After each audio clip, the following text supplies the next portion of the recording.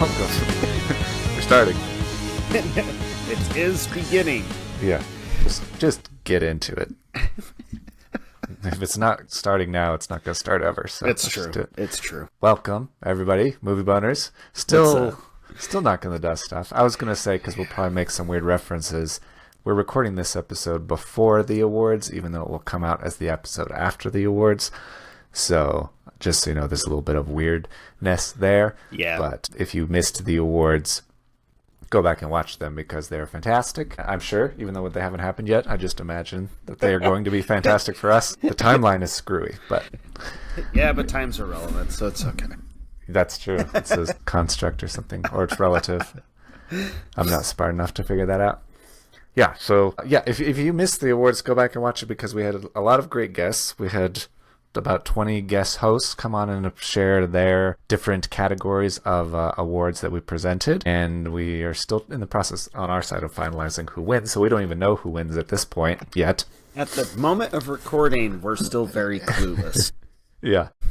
But we just opened the voting, which does not matter to anybody that's listening now. Oh, probably shouldn't do this while we're recording, but I was going to tell you, we're going to present one of the awards ourselves instead of having a guest host do it. All right. And it's going to be the best podcast guest from last year. I feel like we would be the ones that should probably pick that winner, huh? Yeah, weirdly enough, nobody else cared about it because nobody else knew. They were all like, we like movies and we don't know anything about your podcast, so we'll do that. I was like, well, we know our podcast. We know how great our guests were, so we'll present that.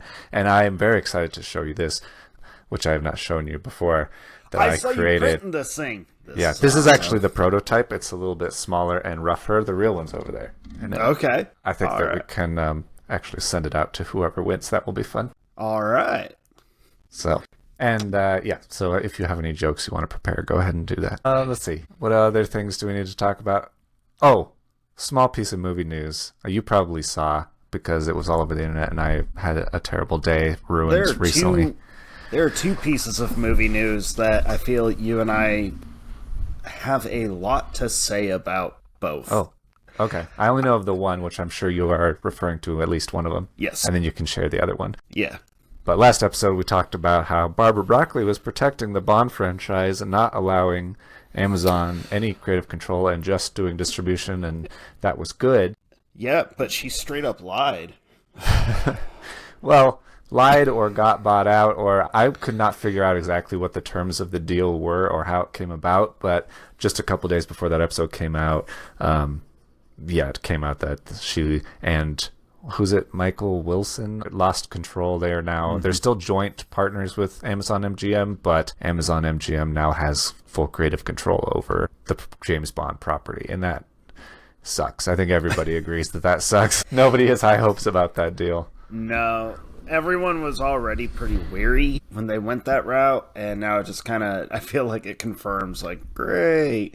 You posted a meme earlier that I felt really summed up the concern about that of the significant viewership drop-off after one season and deteriorating quality, and now as soon as oversaturation. And as soon as I saw that news, I found myself caring even less about the franchise and who will be the new Bond, because now I feel like it'll be a new Bond season to season, so... Possibly, What will it matter to get attached? Yeah, I'm bummed about that. Yeah. That was really disappointing. Do you have all of the James Bond movies on DVD or Blu-ray? Okay. I was thinking, I was like, I should probably snatch that up because all the streaming versions of the old movies will probably get altered to be more modern and less offensive and all of the stuff that they worry about. Amazon being a big, progressive company worries about all that kind of stuff. It's that big box set right there. Perfect. I love it. It's so good. Yeah, and even the new releases of physical copies, there's no reason that they couldn't alter those. So having a physical copy means they can't take it from you, and that is a good thing. Right. At least it will live on in some form. It's true. What's the other news? All right, so this news, I can never remember this lady's name, and I kind of don't care. The lady from Wicked. What's her bucket? The bald black one or the Ariana Grande one? Okay. The bald one. I don't know her name either. So Hollywood being in its look how great and awesome we are. Oh, I did see this. Yeah, Hollywood is so stupid. Like, it's so... Jake, you and I are kind of an irony being movie fans and yet hating Hollywood as much as we do. Yeah, it's one of the weird things that I struggle with is how do I be fans of these products and have so many problems with the industry that creates them. Right. Well, Hollywood decided to hit a new low, and I feel like I've been thinking about this the past couple days since they announced this. Like, is this just because of my own personal thing, or would this have kind of pissed me off even before even before my life changed? And I think it would still have really upset me because I think it's a complete slap in the face to millions of people. And yeah, so her being cast as Jesus Christ for a Hollywood Bowl production of Jesus Christ Superstar. Yeah. That doesn't make any sense on any level. I don't know why that would even be a direction you would go with that. It is a whole new low for that place. That's just like cool because your whole city burning down wasn't. But, it's not like Peter Pan where it's traditionally a woman plays that role. Right. Like, so historical figure, real dude, dude. Right. Emphasis on dude. Like, yeah, I think this woke culture has gone so far off the deep end because they're doubling down because the whole thing has kind of been crumbling over the last year or so. So I feel like this is a double down on it. And it really, it really bothers me. So, like, to the point where I was going to watch Wicked this last week because it's streaming now. And then I saw that news and was like, I didn't like this lady beforehand. Now I really don't like this. And now I just kind of don't want to support any product she has. Yeah, it's... Wow. Yeah, that was a very strange... Like, I wasn't sure I even read that correctly the first couple of times. It's right. So weird. I thought it was a joke at first, and then it just... Seems like satire, but so much of life now is beyond satire. So, good job, Hollywood. You're taking good things and just actively trying to make them bad. So, good job. Yeah. Yep. Well, that's probably a good transition because before we get into the episode, we were going to talk about some other new things that we have seen. Yep. And like I said, this is out of order, so we're probably catching up on things for the awards still. But one of the other things that we saw is not Hollywood focused. It is an independent film, and I was pretty excited to be reached out to by Adam Freed from the moviearcher.com, who is executive producing a short film that they're working to get into festivals this spring and summer. So we got to see an early preview of it, a screening of it. And it was really, really exciting. So only 15-minute short film, but it's called Liquor Bank, and it's directed by Marcellus Cox. And what did you think of it overall? Because I just, kind of like we do in the past, just sent it to you and said, hey, watch this before we record. Which is always fun. Jake, I like that, where it's like, oh, this popped up that I get to watch? Okay. I have a lot of respect for this one. We've gotten to see a lot of really cool independent films. I feel like I have the most respect for this one in terms of how honest it was. And yeah, how it didn't he did a great job in his writing and directing of making sure the severity of the situation was understood, that it was understood how far it could go potentially without ever overdoing it. I thought that was probably the best part, was he didn't rely on overdoing anything. It's 15 minutes. It's pretty blatant. It's pretty blunt. And I really respect that. I thought good job on a lot of it. So I really enjoyed it. Yeah.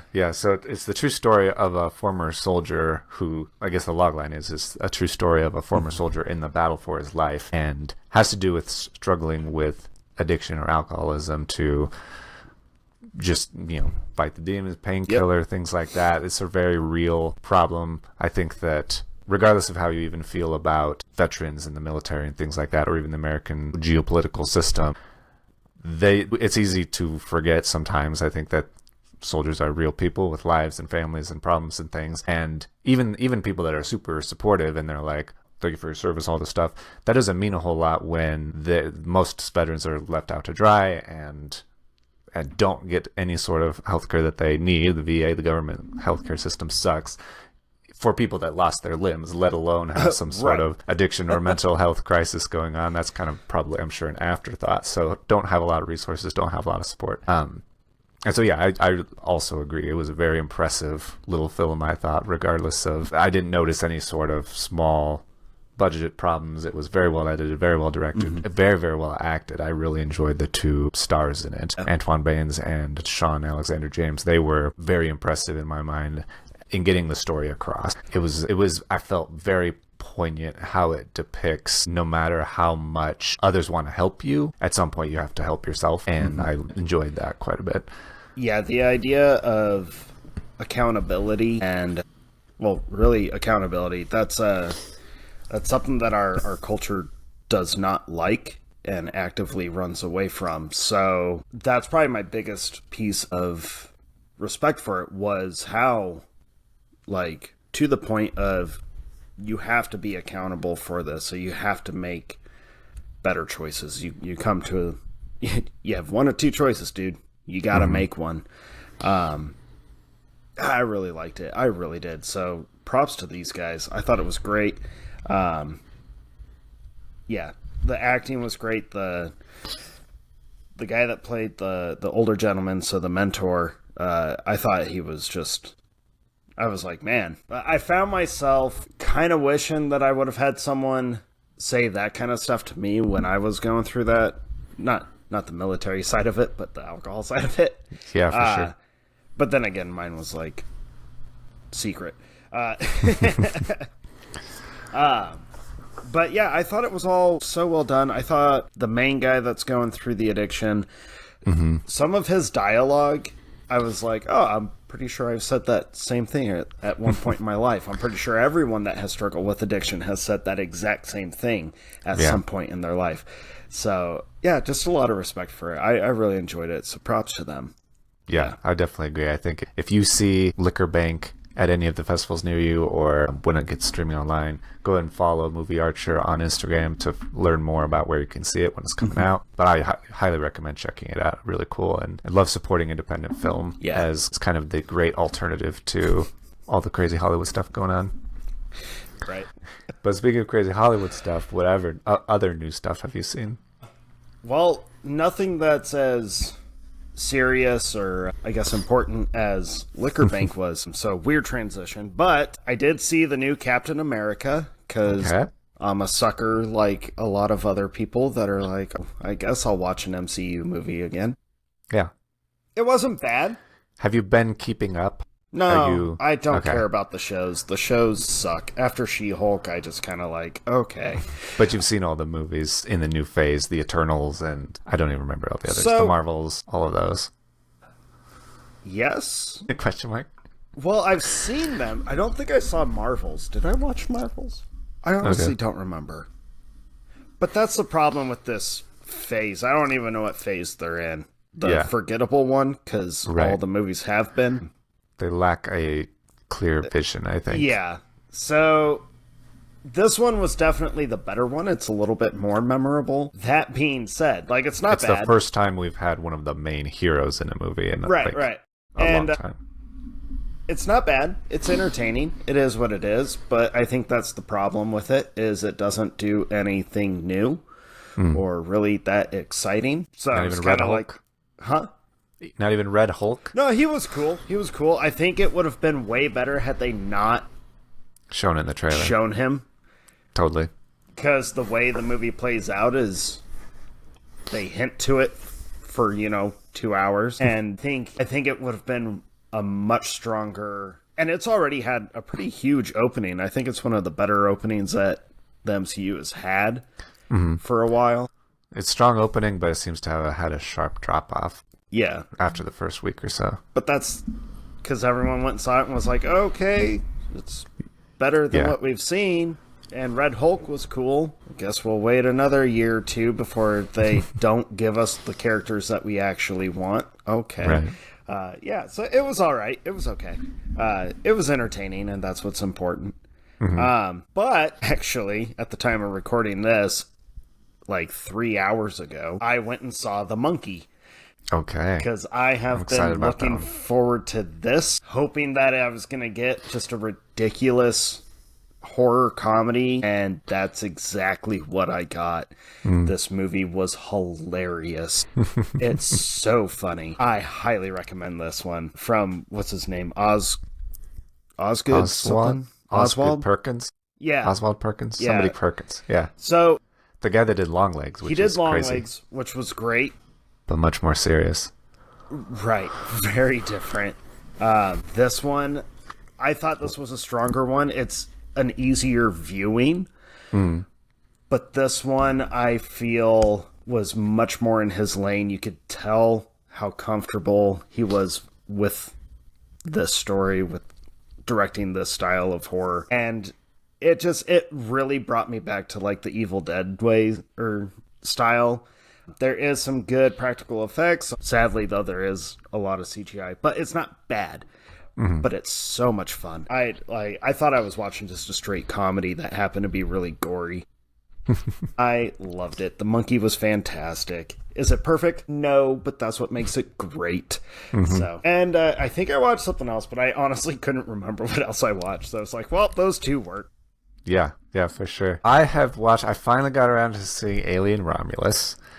Yeah. Because I had to. And I enjoyed it quite thoroughly. After this movie and the next movie I'm about to talk about, kind of waited a long time to see them, so I heard a lot of things about them. And a lot of people complain about the digital effects in Alien Romulus. A couple of particular scenes. And those definitely stand out. But the bulk of the movie, pretty much every other scene, the design and the practical effects that they did put that effort into, and everything about it was very cool. I really enjoyed it, getting back to the horror roots of Alien. You really felt that throughout. It felt like actually the first time that somebody had taken Alien seriously in a long time, and that was really, really refreshing. So overall, I really liked it a lot. I think there are choices you could make that would make it better, particularly around the final act, but also the android from the first movie. I'm blanking on his name. I liked it when they kind of kept him in shadow and not showing him directly, but then showing him on screen was weaker. I kind of got over it the more he was on screen, but it was definitely a weak moment there. And then mostly I did not like the forced references to the story, as if it doesn't make any sense. Like, it doesn't make any sense that she will use that line, the same line that's famous for being an alien, right? And it doesn't make any sense that, like, oh, these two separate people in two separate ships in two separate times interact with the same creature and just happen to say the same thing. It makes you be like, this person saw the movie about the thing that I'm watching. It doesn't make any sense whatsoever. So I think it's a terrible idea, and it definitely took me out of it, but it didn't ruin the whole experience for me. Yeah, that ending though. Yeah. I was not a fan of the final act of that movie. Yeah. And then on the topic of other things you weren't fans of, I saw Civil War, which I know you really did not care for at all. I did not care for Civil War at all. And I would say I liked the movie overall much more than you did, for sure. That's not a hard feat to do, because I really did not like Civil War. But my problem with my only real problem with it, which is a big problem with it, is that I liked the story around the main characters and the things happening around them in the world and the background way more than I liked the actual story. Like, I think it was a mistake to focus on the photographers as, like, it's not 1976 anymore. Like, I didn't buy that what these photographers are doing, trying so hard to capture these stills and getting as close to the action as possible and taking these pictures, that matters that much. Like, photographers today are a dime a dozen, and having a photograph, it was never shown that they need to tell a story that nobody else is telling. Right. It wasn't like, I agree with I guess with what the message was trying to be, which is that journalism is important and you need these people to tell the stories that nobody else is telling, or to share something that is counter to what the main narrative is or what the government propaganda is or whatever. that I totally buy, but I don't think these photographs are doing it. And every time that they like jumped in the middle of this action with this camera and no weapons, I was like, you're an idiot. Like, that's a dumb thing to do. It's not worth the like risk that you're taking. And I just didn't care about that or about them. I liked the overall premise and the Civil War and the interactions that they had along the way and the journey and everything. But if they were anything other than photographers, I would probably have liked this movie a lot more. I just did not buy it. My biggest beef with it was trying to make a movie for audiences to sympathize with the media while you're showing the media to be heartless. And okay, I could not care less if any of these guys get taken out. Yeah. Like, okay. It's a weird thing to try to say that, oh, they are trying to take these important photos and tell this important story for the betterment of humanity in theory. Well, you're just watching that person burned alive or this person getting beaten to death and not doing anything about it. You're like, I will just take a photo instead. Right. No, that doesn't make you a good person. It doesn't make you do the right thing. That's called complacency, and that's still bad. Yeah. So. Yeah. Which we have all over the world. Every time something happens on the street, people take videos on their phones and don't help out. And I don't know. I thought it was interesting, and it raises interesting topics of conversation. It was very, very well made, but I would have enjoyed it if it had been, I don't know, more intentional and in a different way, I guess. All right. It's a weird criticism, but it's my criticism. I like it. And then the last thing I watched, I know you always love when I keep you up to date on when there's a new season of Love is Blind. No, okay. I knew this was coming because I saw, I think it was a meme or it showed up on Netflix. And I was like, oh, Jake's totally going to talk about Love is Blind. Valentine's Day, baby. Yeah. In the middle of this new season, season 8, Minneapolis. We were going to do this thing where, I don't know if you know the premise of the show. I don't know if you care, but I'm going to tell you. You've told me the premise of the show. The premise of the show is that these people are in these rooms and they can't see each other, but they go on these blind dates, and they never interact with each other. And just through conversations with each other, they interact with each other, but they never see each other. And through these interactions, they determine if they love each other or not, and then get engaged, and then they don't see each other's faces until after they're engaged with each other, and then they hang out for a while and meet each other's families and decide if they're going to get married at the end of it. And so we were going to put a sheet over the TV and watch it blindly while they're in the pods with each other, so we don't know what they look like either, and then see who they are at the reveals when they see each other for the first time, and kind of see what that experience was like. But that's a lot of work, and we have 2 kids, and we're really tired, and we're like, can't be bothered to do that. So maybe next time we'll do that. Just when I feel like you and Christy cannot be bigger dorks. I think next season is in Denver, because last year they said that they were recording, people spotted them recording in Denver, so get excited about that. Man. Not that I know any of the cool spots in Denver and will know or care or identify with any of them, but once upon a time, I went to Denver. Went to shows and stuff there. Long time ago. Yeah, back in my youth. All right, so today's episode, enough nonsense. Today's episode, this is a long time coming. And we had to do it, obviously, because we kept score all last year and got to...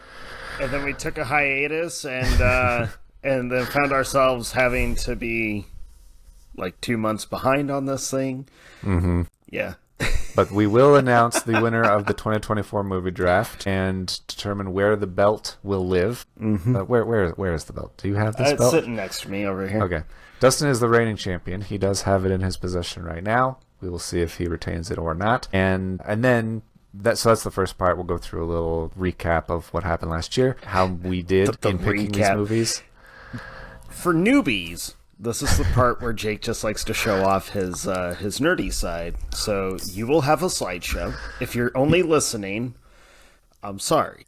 Yes, you should be watching the video form of this on Spotify or YouTube, because we are showing video, and it is phenomenal. Phenomenal slideshow that I have made to recap how 2024 went, how our picks did. It's a little funny doing this after the awards, where we obviously talk about the best movies and performances of last year, but this will be very different because we're talking about how our picks of some movies did, and we definitely did not pick all the best movies of last year. And then we're looking and then at you, Madam Web and Joker 2. Exactly. And we didn't pick Madam Web, but still true. And then you next, picked it. The bulk. No, I didn't. Yes, you did. No, I didn't. No, I didn't. Yes, I definitely you did. did not. I definitely did. You definitely did. Okay, let me scroll through the. Nope, wrong spreadsheet. Hold on. Didn't you? No. One of us. No, it wasn't me. No, Was I it don't on think your either of bench? us did. No. Hold on. Let me do this alphabetically here. Madam. I did Web. not mean to derail this. No, we did not pick Madam Web. I could have sworn I saw it on the Just spreadsheet. Joker 2. Well, you're about to find out what the best and worst movies of the year were. Right. Because I'm going to tell you and how that went. And then the bulk of this episode will be actually doing the 2025 draft. So we'll be talking about all the movies coming out this next year that are exciting and trying to determine which ones will be the most successful and putting them on our 2025 team. So it'll be a looking forward to what's coming out this year and what we think will be good and what we are worried about sucking, basically. Yeah. So, to recap, I assume you don't really have anything to say. No. I will just tell you where we were at and what we were doing. Like I said, you have the belt currently. Mm-hmm. That's been good for you. You won last year handily. You won all three of our categories or scoring factors, and I'll get into what those were in a second, just as a refresher. I won the year before that, which was our first year, so this is a tie-breaking year. We've both won once, and currently we will see who wins in 2024. So as a refresher, we drafted 12 movies each. We also had 3 movies each on our bench in case any of those movies did not release, and that did happen once to each of us. This last year was a little different than previous years because previous years we had a lot more movies on each of our teams, 25 and 37 movies. That was too much, we decided. And through some feedback from listeners, which was helpful, they were like, this isn't how drafts work. Generally, you focus on the best teams and not every player in the league. So we did that. And I think it worked pretty well. And so we break up, we keep score in 3 different ways, and then you have to win 2 of those 3 different ways at least in order to win the season. And so each movie, across all of the movies on your team, we have the IMDb score. We average that across all of the movies, and then have that score out of 10 for our team score in the IMDb category. We also track the total Box Office Mojo worldwide gross, which is the total sum of all of the box office for all of the movies on your team, and then whoever has the highest box office wins that category. And then the third category, which we added at the last minute of the first season, which is kind of a tie-breaking category. Try to focus on the first 2 because they matter most. But the third one is the difference between the Rotten Tomatoes critics and audience scores, because the audience tends to be more realistic and matter more, and the Rotten Tomatoes critics tend to be more, well, there's a lot of problems. They tend to be paid off. They tend to be biased. They tend to not like that kind of movie and just reviewing it for some dumb reason. And so oftentimes they will rate a either pretentious or dumb or woke movie super high, and the audiences will be like, no, this movie sucks. And so if that's the case, we will subtract the critic score from the audience score, and you could end up with a negative score in this category. Most often times audiences like the movie more than the critics do, and so you have a positive score when we subtract the audience score from the critic score. Yeah, but or those vice times versa. where they agree, that sucks for you and I. Yeah, there are some movies that everybody agrees is good, critics and audiences, and they both have like a 93 to 92% or whatever, and so we have a 1% difference Yeah. between the two. But yeah, so that's how it works. That's how the game is played. This last season, there were some interesting trends across those categories. So in the IMDb ratings, of all the movies we drafted, like I mentioned, there were a lot of good movies last year that we did not draft for one reason or another, and we'll get into that in a minute. But the average score across all of the movies we drafted was a 6.58, so generally a pretty good movie average, I would say. Only one of those movies was over an 8 out of 10. You could probably guess which movie that was. Yep. And 7 of the movies we drafted combined was under a 6 out of 10. So we definitely had 7 stinkers, I would say, which was fun. I had 4 of the bottom 5 in the IMDb rating category, and you had 3 of the top 5. So you did, I think, quite well, and I did quite weird in that IMDb ratings category. If I remember right, the last 2 years, it's been flopped where you've had like the top rated ones, or at least more of the top rated ones, and I've had more of the bottom. Yeah, I think that has been true. I've also tended to do well in the box office of the last couple of years. I don't get how you pull this off. I somehow always pick the movies that go over $1 billion. You had your first $1 billion movie this year, congratulations. I know. First time ever you've had out of 3 years that you had a movie go over $1 billion. There were only 2 movies on the whole year, though, that went over $1 billion. And we'll see those in a second. Everybody probably already knows, but we'll see that again. The average, I would say, actually, the average of all the movies that we drafted was $363 million. That average is heavily pulled upwards by the 2 movies that went over $1 billion. We had several movies that were under $100 million. 7 specifically movies under $100 million. Some of those were under $50 million, under $20 million even. Some small movies we definitely drafted. Sometimes intentionally, so that our rating, because we knew they would be good, but they'd have a small box office, so we wanted to bring the rating up at the expense of having a large box office. But still interesting. And in particular, I had 6 of the bottom 10 box office movies and 6 of the top 10 box office movies, so hopefully that balanced it out. But weird. And then, I guess kind of interesting this last year, Rotten Tomatoes added the verified hot badge, which means they didn't really pay attention to the audience rating at all, even though they had it. They were focused on the critic rating, and they had certified fresh if it's over 60%, and all of that stuff. But they added certified hot for the audience rating this year, and so the audience's ratings seem to be a little bit more important, which is kind of nice. And our average difference between the critics and the audience was a positive 14%, meaning audiences liked it 14% more than critics did. So tend to pick movies that audiences liked more. There were 6 movies of the 30 that we drafted that critics liked more, so ended up giving us a negative score in this system. And so that means 22 of the movies we picked, audiences liked more. You had 4 of the negative 6 movies, but you also had 3 of the top 5 that had over 40% difference. Okay. So a critic would give it like 10%, and audiences would give it like 50% or something like that.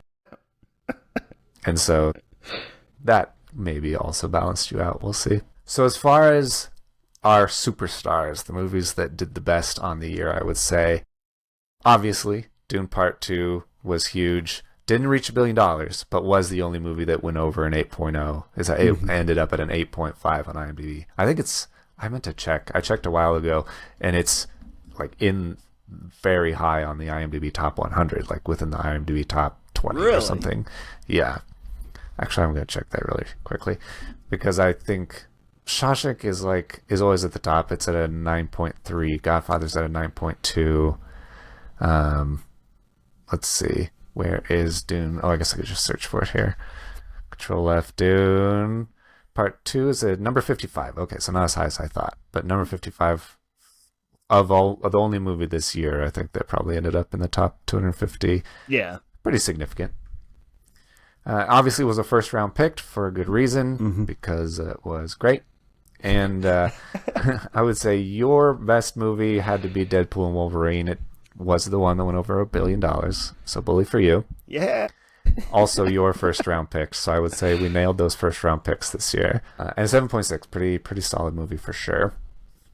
My 6th round pick feels like a steal. How did this go Inside over Out. $1 billion? I just don't understand this one. Almost $2 billion, $1.7 billion for Inside Out 2. And critics and audiences agreed up both over 90%, and a 7.6 on IMDb. But yeah, stealing that in the 6th round definitely felt good overall, because I think in the 7th round I made a very interesting choice. We'll see that in a minute. And then your sleeper pick, I would say, was The Wicked Part 1, which I don't know that either of us expected to do great. No, that was when I picked it. It was a complete like.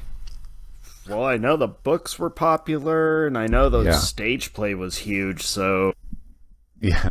Okay. My entire frame of reference was, well, girls in high school were constantly singing and talking about this. So hopefully 20 years later, girls still care about this.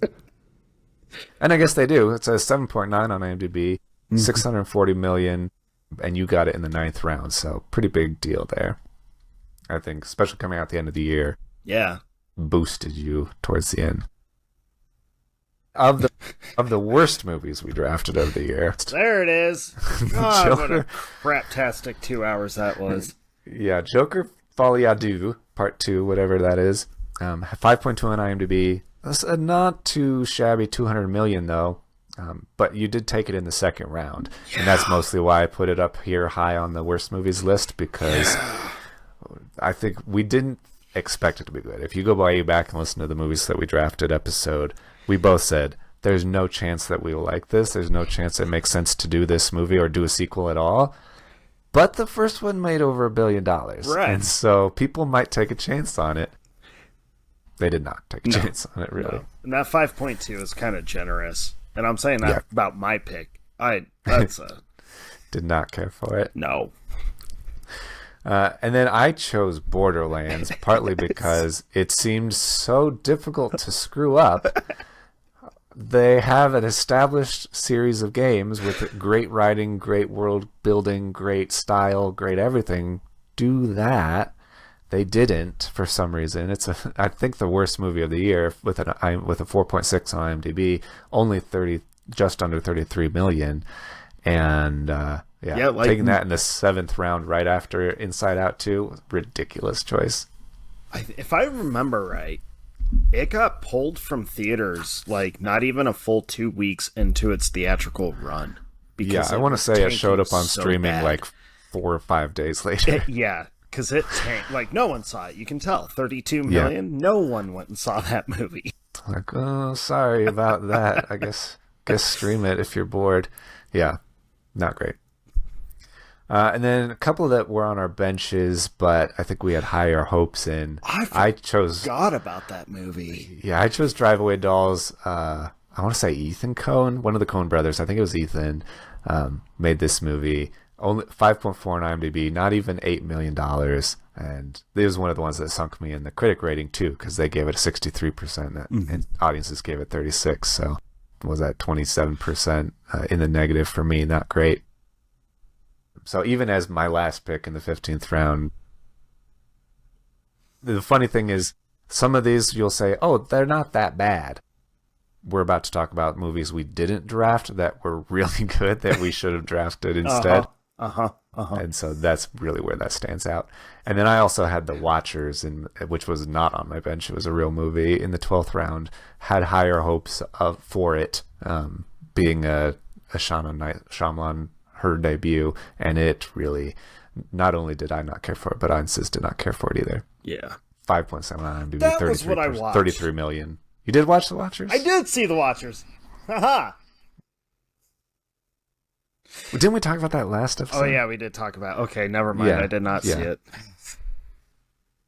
We talked about so much last episode. It's hard to remember. We did. Okay, so there were some surprising movies, and you could have about Argyle. You could have put this on the worst movies of the year list, but I think it's more surprising than it is worst, even though it didn't make $100 million. It's a 5.6 on IMDb.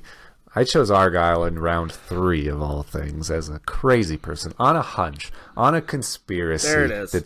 It did not pan out, and I will admit that. It was a...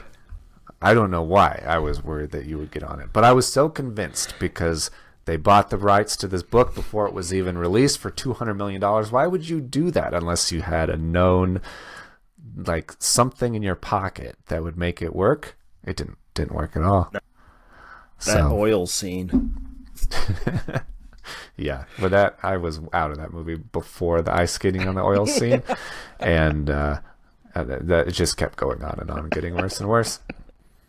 And then, sort of, kind of surprising. I guess surprising in the sense that you let me cheat, but then also surprising in the sense that the cheat also didn't pay off. So Right. I convinced you that Horizon American Saga parts 1 and 2 counted as one movie, mostly because you didn't know that they were releasing both movies, planning to release both movies in the same year. So I was like, I'll get 2 for the price of 1, even though it's a Western. It's not going to have a huge box office, but maybe both combined, it'll be decent. And it's given a Costner movie. The rating will be good enough. And the first movie was good enough. It was a 6.7 on IMDb and $38 million. And plus almost 40%, plus almost 19% in the Rotten Tomatoes score. But then they decided not to release part 2. Yep. And because the theater run was not doing well, and everybody knew that. And there's not a big surprise, and I should have known that and not picked it, I think. Yeah, I remember you being pretty confident with this one. Yeah, And, I don't know what I was high on you were between really Argyle and confident this on one. that I was one. like, I'm gonna get you. I'm really gonna trick you into. You're sleeping on Argyle and you don't know about Horizon both You parts. were and- like, I'm betting on Taylor Swift. And audiences going to a Western movie that's 3 hours long, split into multiple parts. I loved it. I really hope that he's able to make the other parts. I don't think he's going to. I think it's done.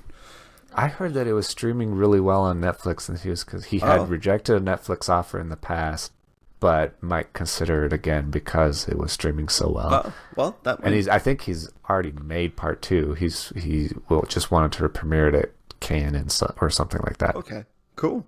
But he's still trying to make part 3 and 4. Is mostly what he's trying to get funding for. A little Horizon news there for you. And then you drafted Trap, which we like M. Night Shyamalan quite a bit, and we are always hoping for a resurgence. But some people would say that's crazy because he's a wild card, not something that you would necessarily bet on, and could make something good, so could make something not good. And he made Trap, which was a 5.9 and 82 million, and even sitting on your bench could have picked something better. Yeah, I have yet to watch it. I've selected it a couple times because it's streaming, and then I'm like, yeah, I'm just not in the mood to watch this, and then I don't. So I have yet to watch it. It's a pretty easy watch, and Josh Hartnett is obviously great. Yeah, But a lot of people criticize it for just being a Nepo concert movie so that his daughter can showcase her singing. And he was very forthcoming. He was like, I want to make a concert movie for my daughter, but also slip in this interesting story. It's interesting, but it's I see why people don't like it. Mm-hmm. And then the Garfield movie, which probably everybody forgot came out last year. You chose that in the 14th round. Even Chris Pratt and Sam Jackson could not save the Garfield movie. Yep. 5.7 on 257 million. Nothing to scoff at. Scarf at. If it's a lasagna, you could scarf it. If it's the Garfield movie, don't scoff at it. And so both of those sat on your bench. Both of them stayed on your bench, which we'll get into a second as well, because you chose not to put any of them in play when we had a couple movies get pushed out. So, like I said, some of those movies are not that bad, but when you compare them to movies that we did not pick that came out last year, which were way better, I thought that this was worth going down. The pain that this brings to us, in that both of us thought Twisters would not be good and didn't bother with it, and IMDb rating of 6.5, not huge, but still way better than the 4s and 5s we had. Mm-hmm. And then 370 million, pretty solid considering I had a movie under $8 million. Wish we picked Twisters. Yeah, it ended up being one of the most enjoyable films of the year. Yeah, very refreshing, for sure. And then Venom: The Last Dance, which I stopped paying attention to the Venom movies and didn't think that anybody else cared about the Venom movies, and then it made almost $1 billion, 856 million. It had a 6.2 on IMDb, but people went to see this movie and loved it. Audience score of 81% compared to the critics with a 41%, so an easy plus 40 in the Rotten Tomatoes score. That's pretty huge. Yeah. And then Moana 2, I gotta say, This one makes me the most upset. I'm not gonna lie. We've talked about it many times. Moana's your favorite Disney movie. Yeah. Disney movie. But it was just not on our radar. And I think it's partly because it was confused with the live action remake, partly because I did know it was coming out, but they hadn't promoted anything about it. There was nothing about it. It was like felt on like the schedule, and that was it. It felt like be like a straight-to-video sequel. Like, we're so familiar with that from our childhood of like, here's this great big movie. Here's this shitty sequel that we just slip out that we just kind of put out there. Yeah, and it's straight-to-video, and it felt like one of those, and it turns out, no, 7.1 on IMDb, 853 million, plus, was that 25% on the Rotten Tomatoes score? Audiences liked it 25% more. So, yeah, that was a big one this last year for sure. And then, surprisingly, Bad Boys 4, I think? Yeah. Ride or Die, 6.6 on IMDb, 404 million. We did not pick the old Will Smith and Martin Lawrence team up, and it was still way, way better. Audiences with a 97%. It's a very watchable, reasonably fun movie, I guess. It actually is. Like, the third one, super forgettable, but this one was actually a lot of fun. I think it was a smart play by Will Smith to revisit the audience favorite to try and gain some favor back with audiences. After the slap, After you're saying? the slap. Yeah, it was shockingly very entertaining and fun. I remember watching it in the theater and just being like, why am I enjoying this so much? Like, I actually really like this one. Yeah. So very solid.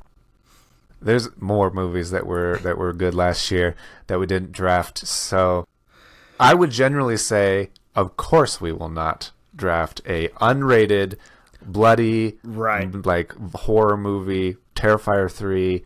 That's not going to do well in theaters. It's very, very niche set of people. It's not going to have a high rating. Of course, we won't draft that movie.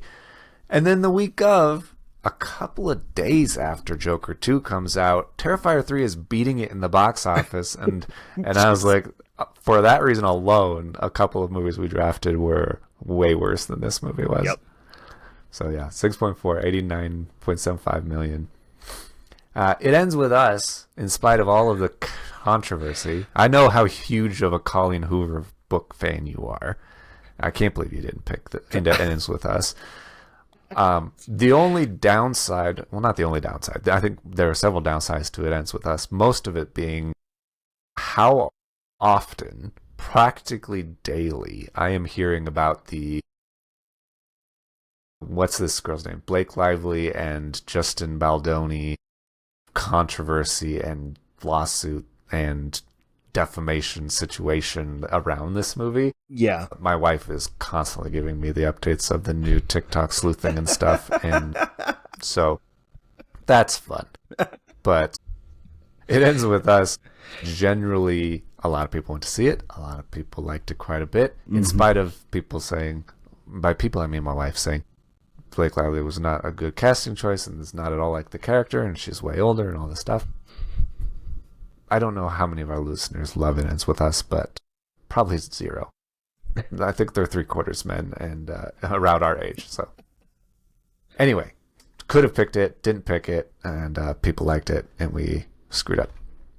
Long Legs, which I came so close to picking because it was among my most anticipated movies of the year, but I was so concerned that nobody would see it. Yeah. And so I chose some other movies over it, and it ended up being very decent. I would say about average for our rating, IMDb rating at a 6.7, and had a pretty decent 127 million box office. Did hurt, definitely appealed to critics more though, so it would have been a negative 25%. So would have taken a hit, but still decent movie. And then The Wild Robot. Possibly one of the best movies of the year that is over. Well, the only other one besides Doom Part 2 that was over an 8.0, The Wild Robot, 321 million in the box office. Critics and audiences agree, 97, 98%. Huge movie that I didn't have any idea what it was, why it was coming out. Apparently it's based on books. I didn't know anything about this movie. But yeah, turns out very, very well done movie that everybody loves. Yeah, I think I had just kind of figured that was going to be like another wannabe Pixar-style film that was going to be a dud. And and then all of a sudden it's like one of the highest rated films of the year. People flock to this movie. People have enjoyed it. It's high on the streaming. I have yet to watch it, but yeah, it's amazing. So there you have it. I would say that's kind of the recap, quick and dirty, not getting too much into the nitty-gritty. And then I do have charts for people that care about how we progress through the year, but that will give away who wins. So we'll do the reveal first. We did pick our names, team names. So just for reference, you were dropping Grubers. We picked names both around the third Die Hard movie, because it was the third time we had done the draft. And so I did Simon Says, Jake should win, and then you did Dropping Grubers as your team name. Very funny, very clever. Good for you. Good for us. Mine was funny too, just for the reference. So as far as the final scores, we'll go one by one and find out who wins the belt this year. Why is everything? Okay, my screen went black and I was very concerned for a second. Yeah. So you won the IMDb average rating category. You didn't win overall yet. We're going piece by piece. IMDb average rating 6.825 and against my 6.55. So close, but no cigar on my part. You win the IMDb rating again. I win the box office mojo worldwide gross with Shocker. 5.467 billion. Quite a bit.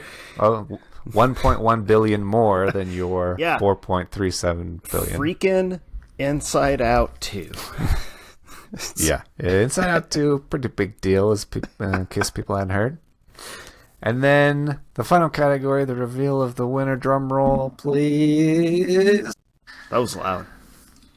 Pick wins with a 13.9 in the rating against your 10.6. I knew this was coming because I added everything up too. What you didn't show on one of the charts was that Rotten Tomato versus audience score killed me this year. Yeah. I have a hold on, we'll just go to the chart. The chart's good. So it was so high, and I can actually let me review here as far as when things were released.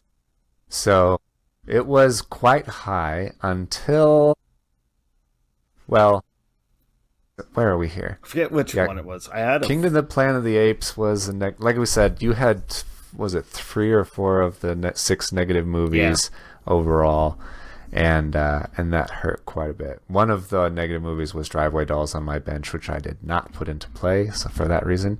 Nosferatu minus 11%, Kingdom of the Planet of the Apes minus 3%, Furiosa minus 1%, and A Quiet Place Day 1 minus 14%. So it hurt for sure. The other ones that we had here, oops, I'm not pushing the arrow keys. The rating driven up steadily, and I think you definitely had several that you won out on towards the end of the year, Nosferatu being one. It's hard for me to filter. Wicked being another, Sonic the Hedgehog 3 being another, Beetlejuice being pretty decent. So towards the end of the year, you definitely jumped up in the rating. And then box office, it was just impossible to catch up after everything going on. So I had not only, here's the overall draft order, if anybody cares to see how each movie we drafted did overall.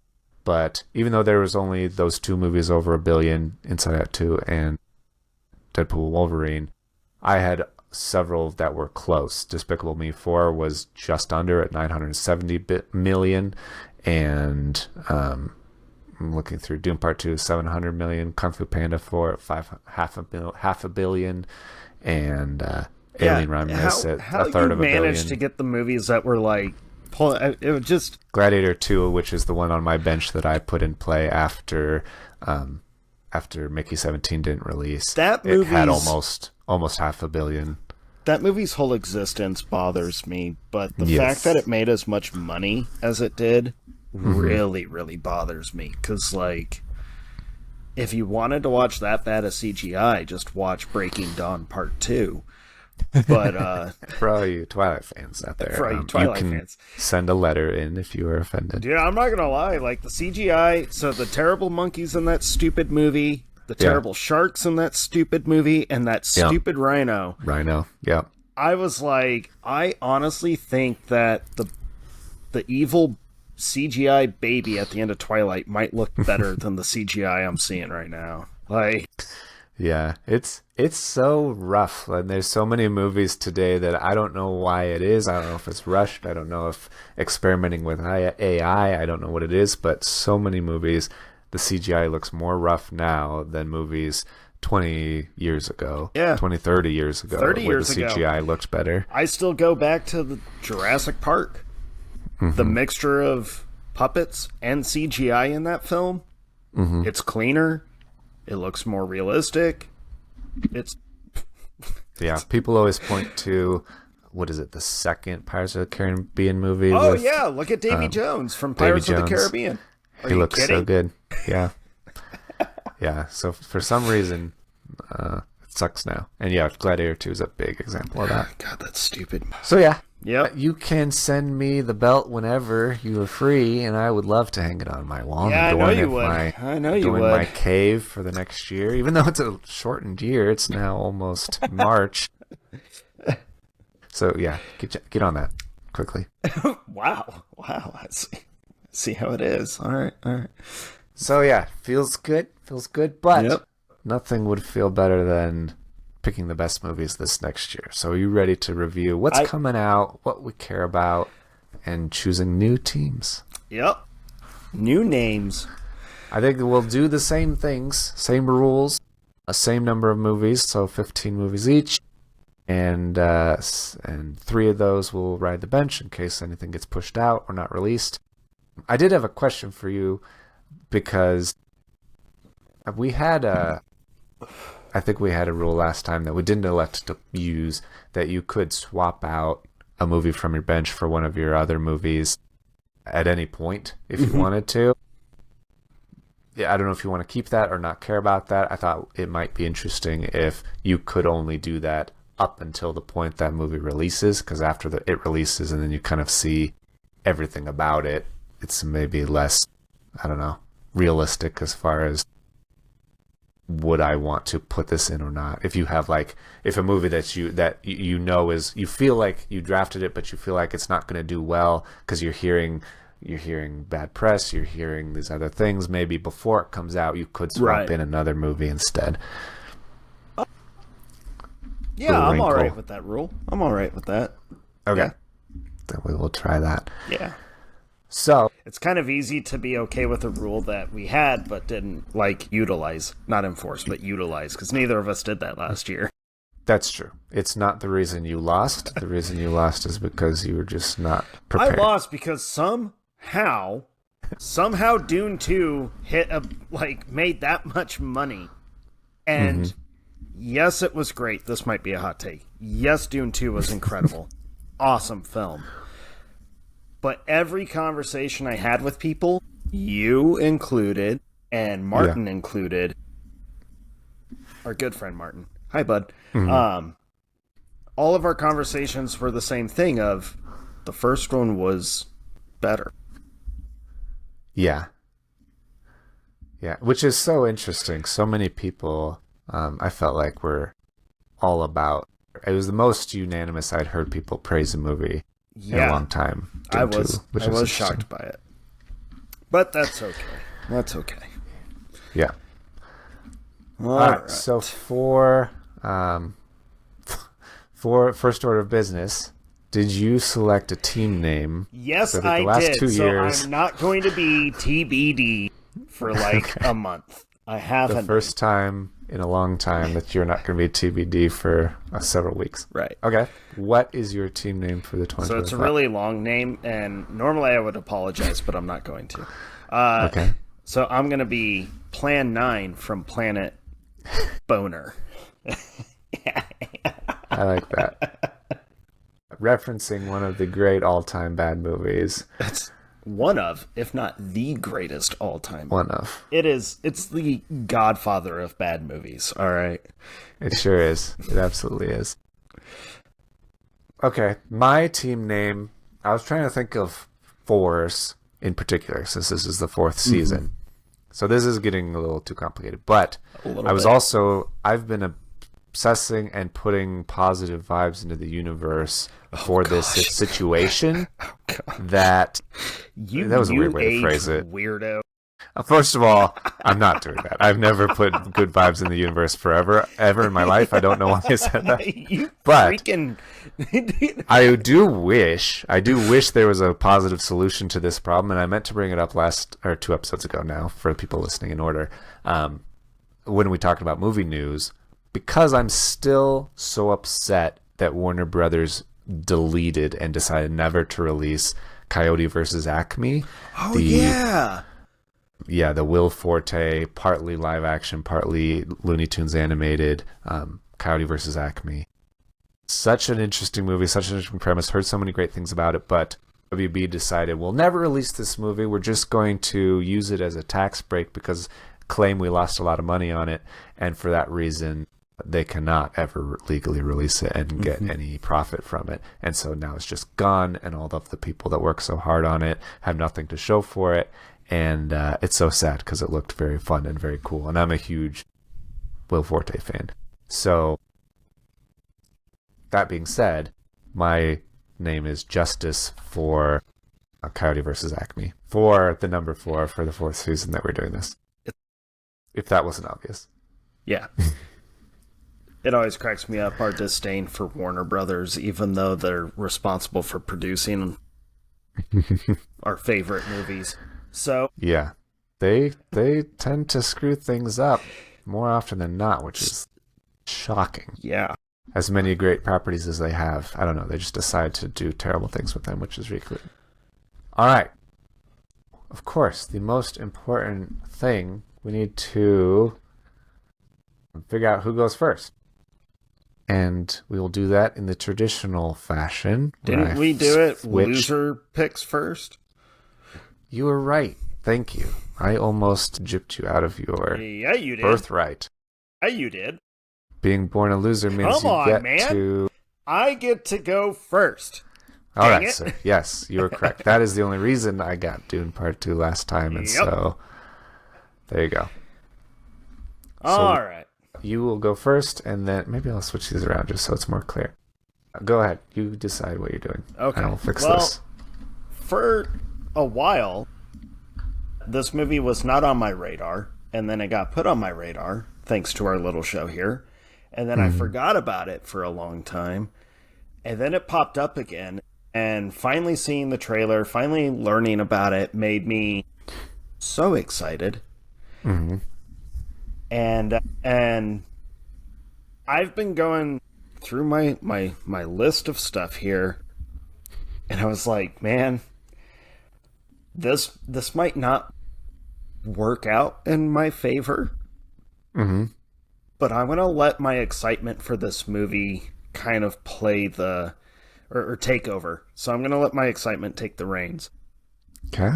I'm going to go with Mickey 17 for 1. Ooh, yeah. It was one of my movies last year, the only one that got pushed out a year, and I would agree. I think that I have nothing but high hopes for what Bong Joon-ho does with Mickey 17. It just has to be good. Every time I see the trailer, I get so excited.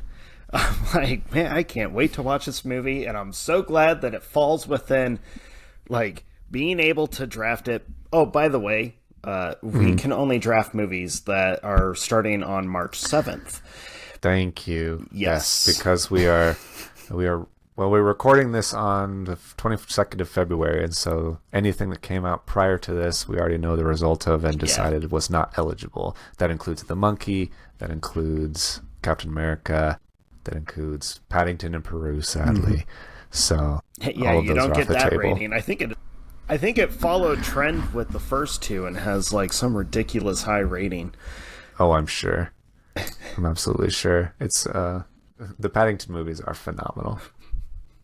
If anybody has not seen them, you should watch them immediately. Yeah, I keep meaning to. Oh, you haven't seen them? The second one in particular. That's so what everybody says. But the first one, Mickey 17. The first one is very, very, very good as well. So I'm excited that the third one is also good. Yeah. All right. Okay. Hold on. I was doing a lot of talking and a lot of jibber jabbering and not a lot of putting your poster in the hole. Oh, yeah. You may have forgotten. A That's lot a of thing we jibber do. jabbering. My first pick then has to be, I think, a definite banger, definite winner, even though it's multiple years, maybe even decades since the first one came out. I didn't look up what year it was. But based on what we did for Moana 2, or what we saw for Moana 2, what we saw for other previous movie sequels in this vein, Inside Out 2 being a big particular indicator. Joke. I'm going to have to go ahead and say Zootopia 2 has to be one of the, I don't know, inclined to be a very good It's got to be huge. movie. Yeah. It has to be huge. That first one's actually fantastic. I haven't watched it for a while, but I've seen a couple clips come up recently. And I'm like, man, this is good. Yeah. The first one is one of my favorite Disney Pixar movies. Yeah.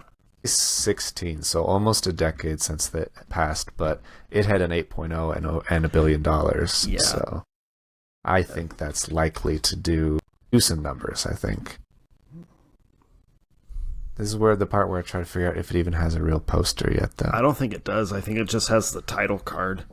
All right, I'm going to use this probably fan-made poster then. There you go. We've had worse posters put on our draft board before. So. That's true. We've had non-posters where it's just some behind-the-scenes still of some actor crossing the street, and they're like, look, they're filming the movie we promised. It's definitely going to come out this year, maybe. Right, so that's in November. You don't even want to see the complicated spreadsheet that I've got going on over here where I am keeping track of what month these movies come out in, so I spread them out evenly. My notes got real messy as I was trying to make sure I jot down the release dates, what's in what month. I also found myself being like, oh, I hope 2025 doesn't turn out to be another want kind of year. All right. Yeah, I feel like 2024, I think we kind of talked about this, 2024, a lot of the big movies were disappointing for sure. Yeah. 6 seems like it's going to be a phenomenal year, though. 26 might be huge. Nolan's Ulysses movie, Villeneuve's Dune Messiah movie. There's so many movies in 26. Yep. Not Batman Part 2, though. Not Batman Part 2. That got we were pushed supposed back. to have we were supposed to have that this October, and it got pushed out to 2027 of all things. Ridiculous. All right. My next pick. I have to do it because I think it's just going to be stupid big. Mm-hmm. I'm going to go with Superman. Yeah. I knew that was going to be probably in the top 3 or 4 picked. I think it's sure. I think regardless of how you feel about the whole situation, it's Superman. It's the most well-known hero on the planet. It's James Gunn, and he's writing the Guardians, which he can and he should. The success of that trilogy. Yeah. And I actually think all of the negative press that's been around it, or I shouldn't say press because it hasn't been legitimate negative press. It's been fanboys crying, you and I included. I was gonna say people give a shit for being Snyder cultists, but yeah, I guess we kind of fall in that category. But I think no matter what, people will go to this movie. Mm-hmm. I think it's going to be a full family style kind of thing. And so yeah, I think it's going to be big. Yeah, I definitely agree. I think that it has, even though I have so many reservations personally, just story-wise and look and feel-wise, I think that it has so many things going for it that will make it a success no matter what. Partly because it has to be. I think for James Gunn's whole universe to kick off, it may be done a little bit safely for that reason, but I think it just has to be. Okay, I have several big movies that it's hard. There's a lot of big movies. There's a lot of big names, big franchises coming out this year. Yeah. It's going to be hard to whittle them down. I think it does kind of all come down to the ending, though, for Mission Impossible: The Final Reckoning. Jerk. Yeah. I think that the Dead Reckoning I don't think did the numbers that we thought it would, but it still was really, really good. 7.7, 570 million. Yeah, and it was unanimously agreed on that the problem with Dead Reckoning was the timing, because they released it during what'd they call it? Barbenheimer. Yeah. That was going to kill every film that came out. That's true. That's very true. And it still did $500 million. Right. And I think also it being a part one, it was marketed as a part one story. I think that held some people back. That they were like, why going into it? No, I'm not going to have closure. Yeah. So maybe I'll wait until the second one is available and then get the whole story. I could definitely see a lot of people waiting for that reason. I think it'll be. But now with this one, I think that people will be like, well, we have to see the ending, and we have to see it in theaters because it is such a spectacle. So they will go and boost that box office, I think. All right. Well, I think I'm going to draft the first movie that I'm actually super not excited for, couldn't care less about. You just heard me complain about the lead. Mm-hmm. So I won't be participating in this film, but I will exploit it if it helps me win the belt. So yeah, I think seeing how good Wicked did, it's pretty much guaranteed that it will do as good or probably slightly better. I think it might. I think box office, it'll be slightly better. I think rating will be lower. Do you think that some people will be maybe disappointed in the ending? Yeah. Probably, I'm guessing you have no idea what the ending is because you've never seen the play or read the books or yeah. But if you're gonna guess, it's a good guess. But don't we kind of know it? Because wouldn't it just be The Wizard of Oz is the ending? Yeah, it ends with somebody dropping a house on her. Well, no, I thought it was the other witch that had the house. I have no idea. She gets melted by water. Okay, it ends Remember with the whole melted by melting, I'm melting. Yeah, I do remember that movie from the whatever it was. Let's see. Okay, so we got our poster, just a text poster, but that's fine. That's fine. And then I'm sure she'll complain about that being racist too. Yeah, she's the worst. It was the most offensive thing she's ever seen, that somebody photoshopped the poster to be more like the actual musical to be more poster. Like the real poster, yeah. Yeah, like, how dare you do that? How dare Remove you? my humanity. Sorry. We have legitimate reasons for not liking it. It's crazy. Yep. Let's see. So, alright. Well, you kind of surprised me with Mickey 17, but Wicked and Mission Impossible and Superman, I definitely knew were going to be way up there. Yeah. I guess because you chose a movie that you don't care at all about the franchise, but know it will do well. That should be my tactic as well.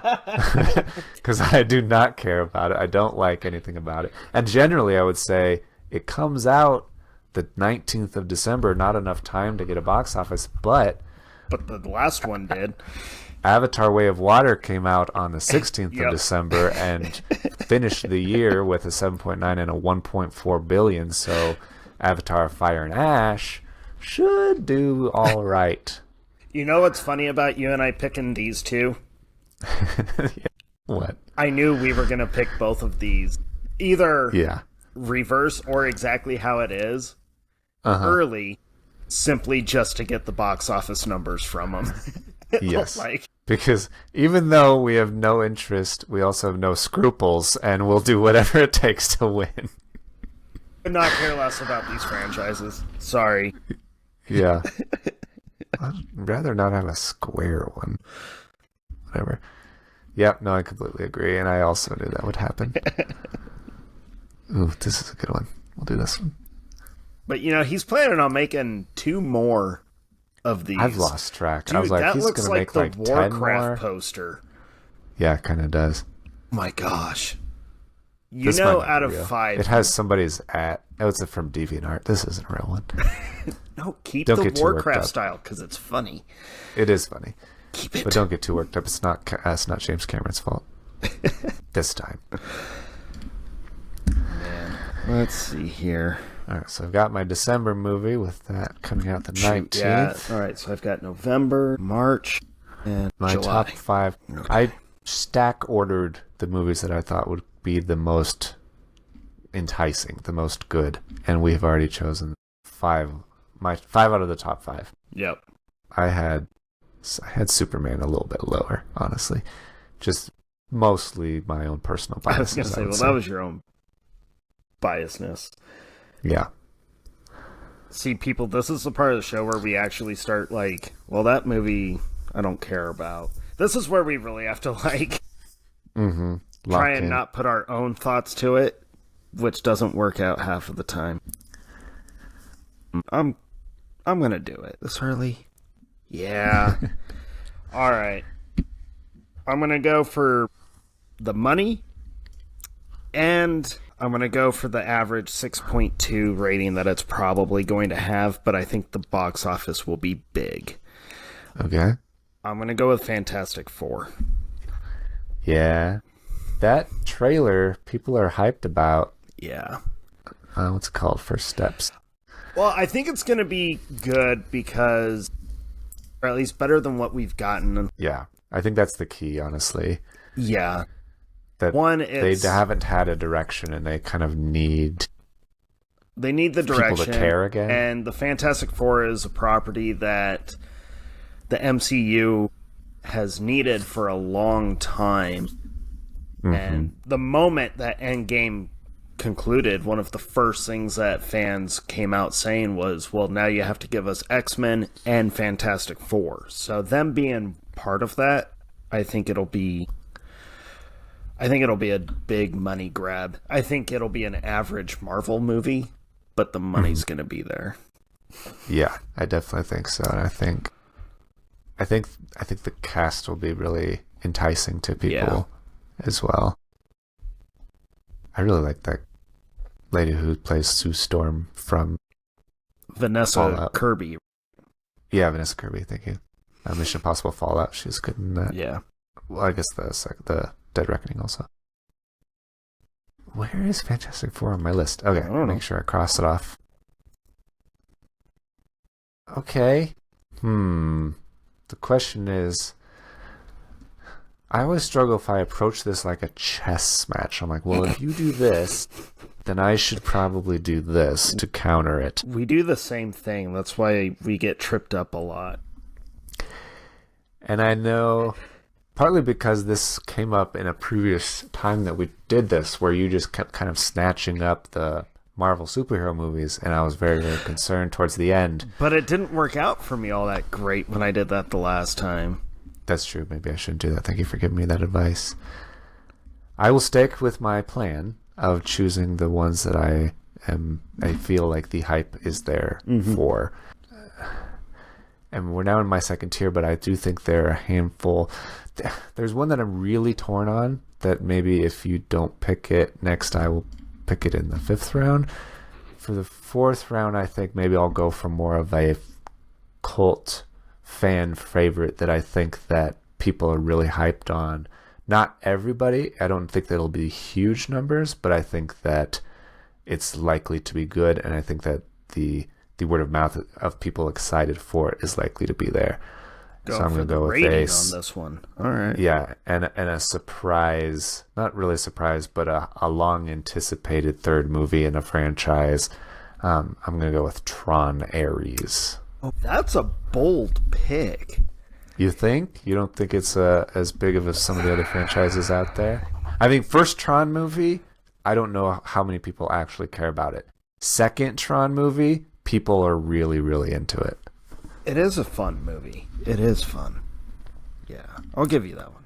I've seen I still quite think a that's few a people bold say, pick. I think that's a bold pick. I respect Fortune it. favors the bold, my friend. Well, I was bold with Joker too, and we saw how that worked out. So It's true. I am not going to be... Well, I might be that bold in later rounds, but I don't know if you can count picking bottom of the barrel as bold.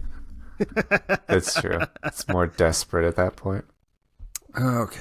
Or gambling. Yeah, I've seen a lot of people saying that Tron Ares fits their most anticipated of the year list. Yeah. Normal people, not like, critics or whatever. Right. Man. October just doesn't have a lot that I feel is going to... Or at least they just don't really interest me. Oh, shoot. I did not even pay attention to when Tron comes out.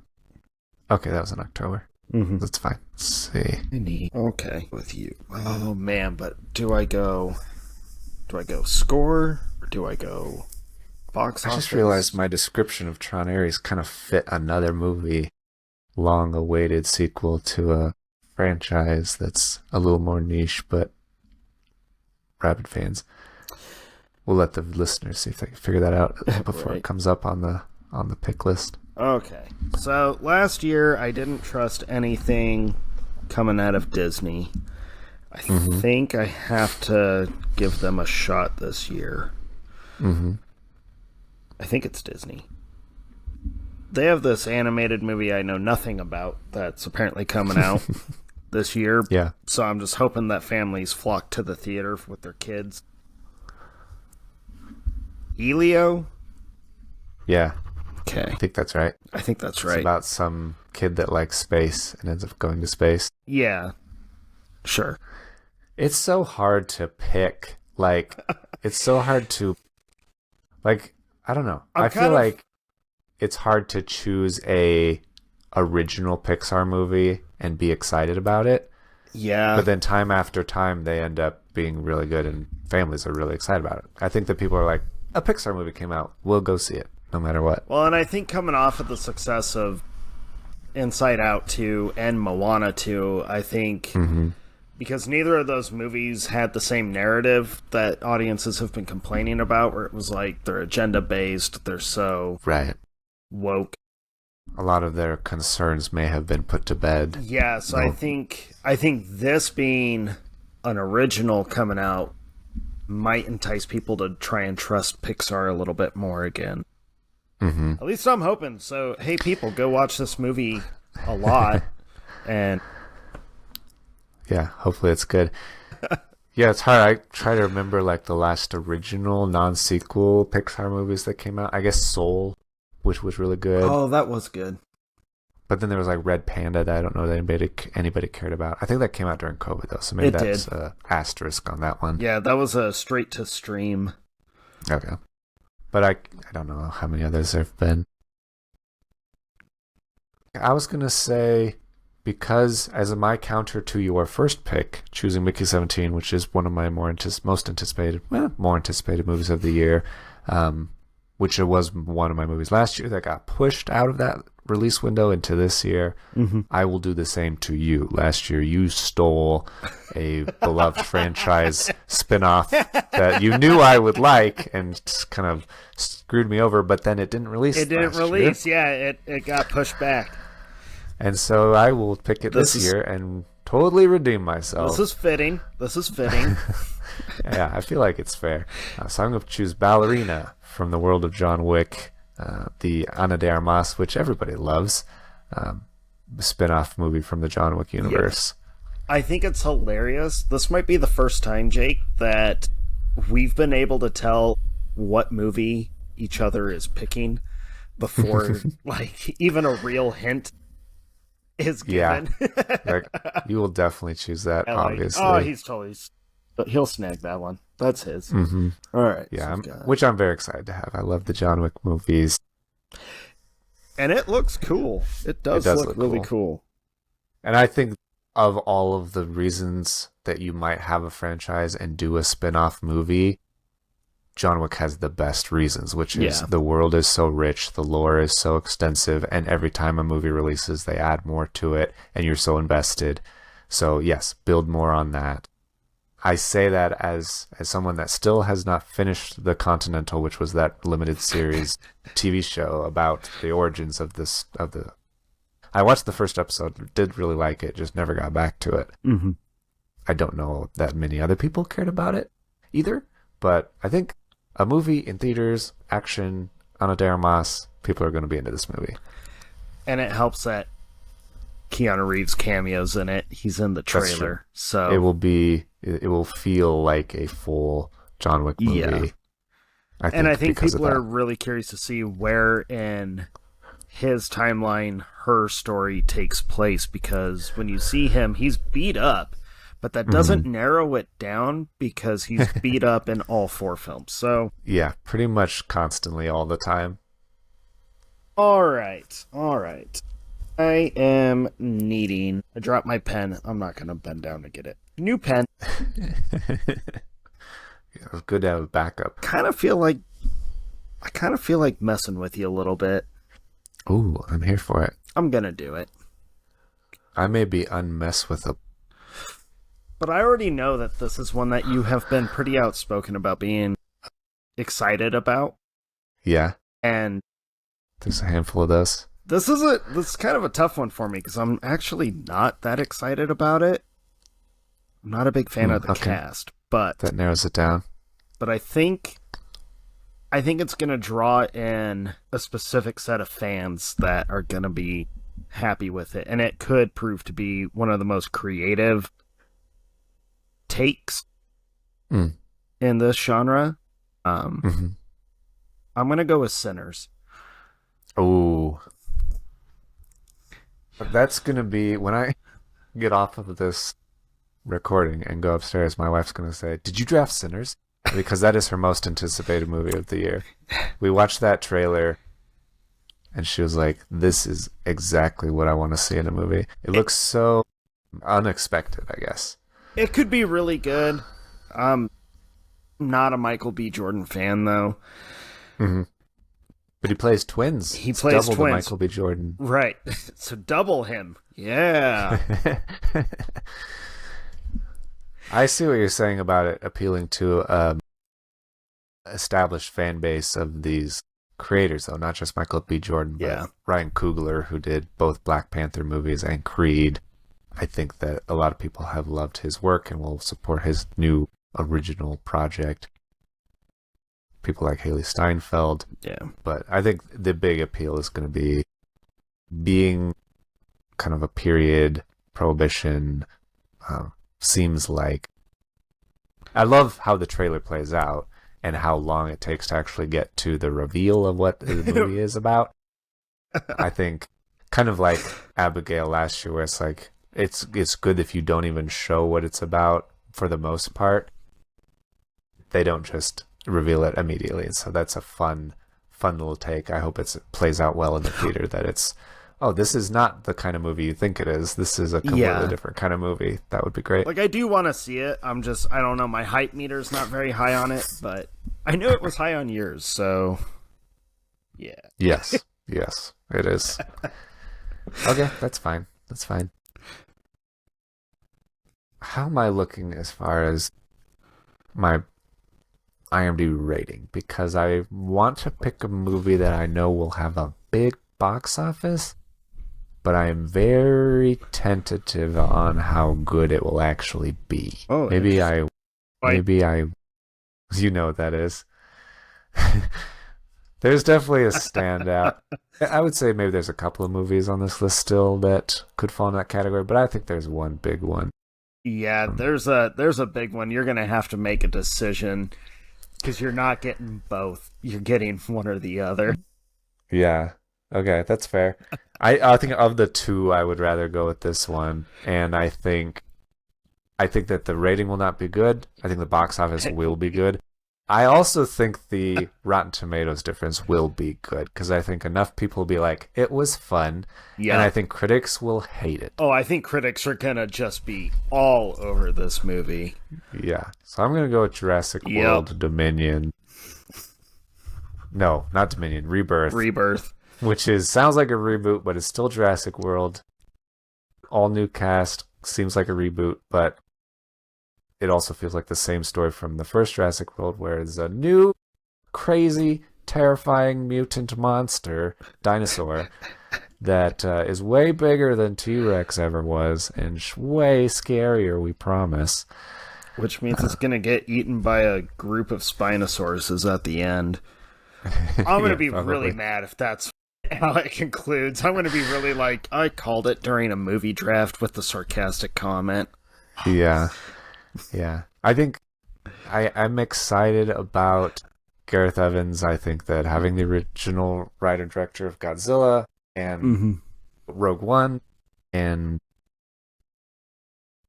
nobody really liked the creator, but still it was that movie pretty decent. Was so good. I think that could breathe new life into it, but also the mutant dinosaur seems too much like Godzilla, kind of. The mutant dinosaur seems too much like Star Wars, but that too. People like Scarlett Johansson, though. ScarJo. She's gonna draw in a big crowd.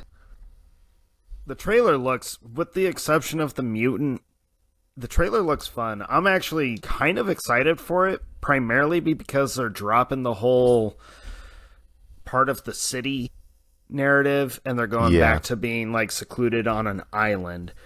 I like that. It enhances the danger. It enhances the intensity. For too long, Jurassic Park, the franchise, has been like, but what if they get closer to real life? Right. And the real world. But the danger on the island is you have nowhere to actually run. You can only you're on hide. Their turf. Yeah. You can only hide for so long. Yeah. So I think it's going to be I'm with you. I think the money's going to be huge. I think the audience is going to actually really enjoy it. I think the IMDb rating is going to be low. Mm-hmm.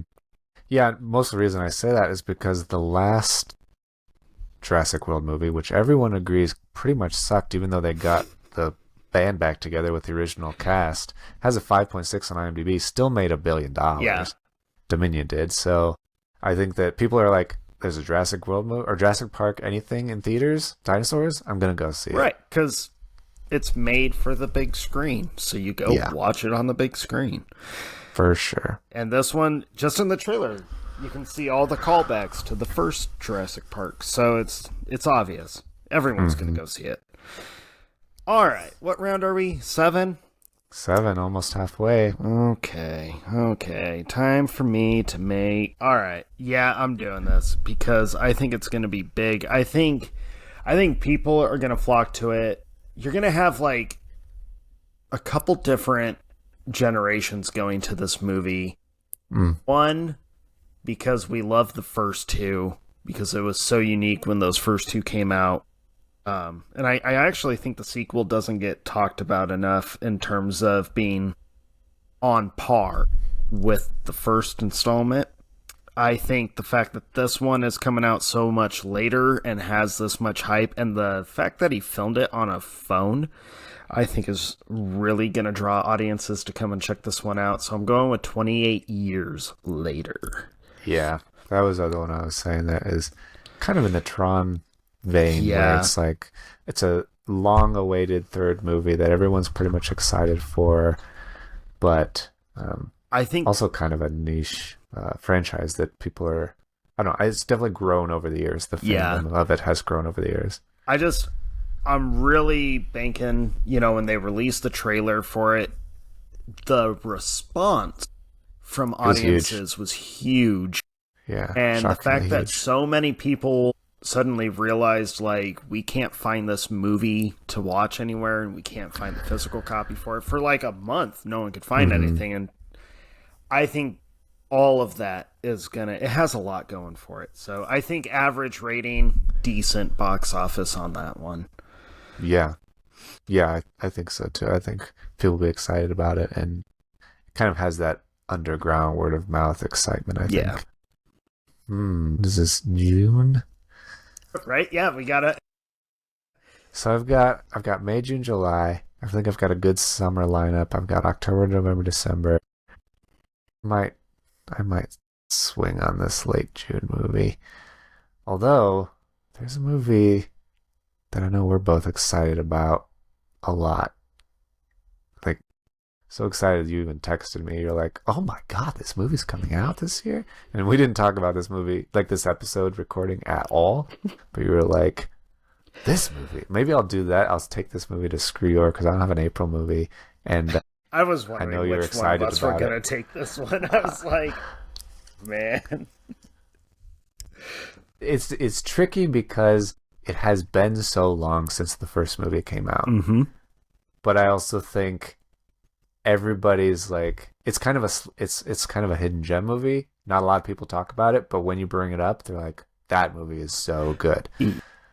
So I think when The Accountant 2 comes out, people are going to be like, The Accountant is so good.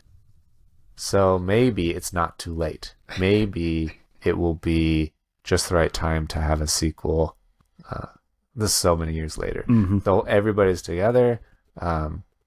What's his face and what's his face? I'm trying to type and read and do everything at the same time. Yeah.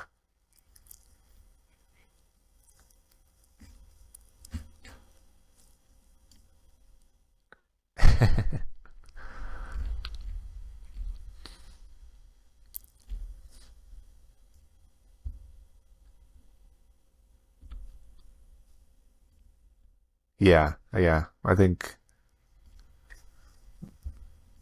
what has me excited is it looks like it understands we've established the characters and their personalities and what they do. Now you're going to see them on this side of things being forced to keep like moving forward and reconnecting. I think it's going to do really. I hope so.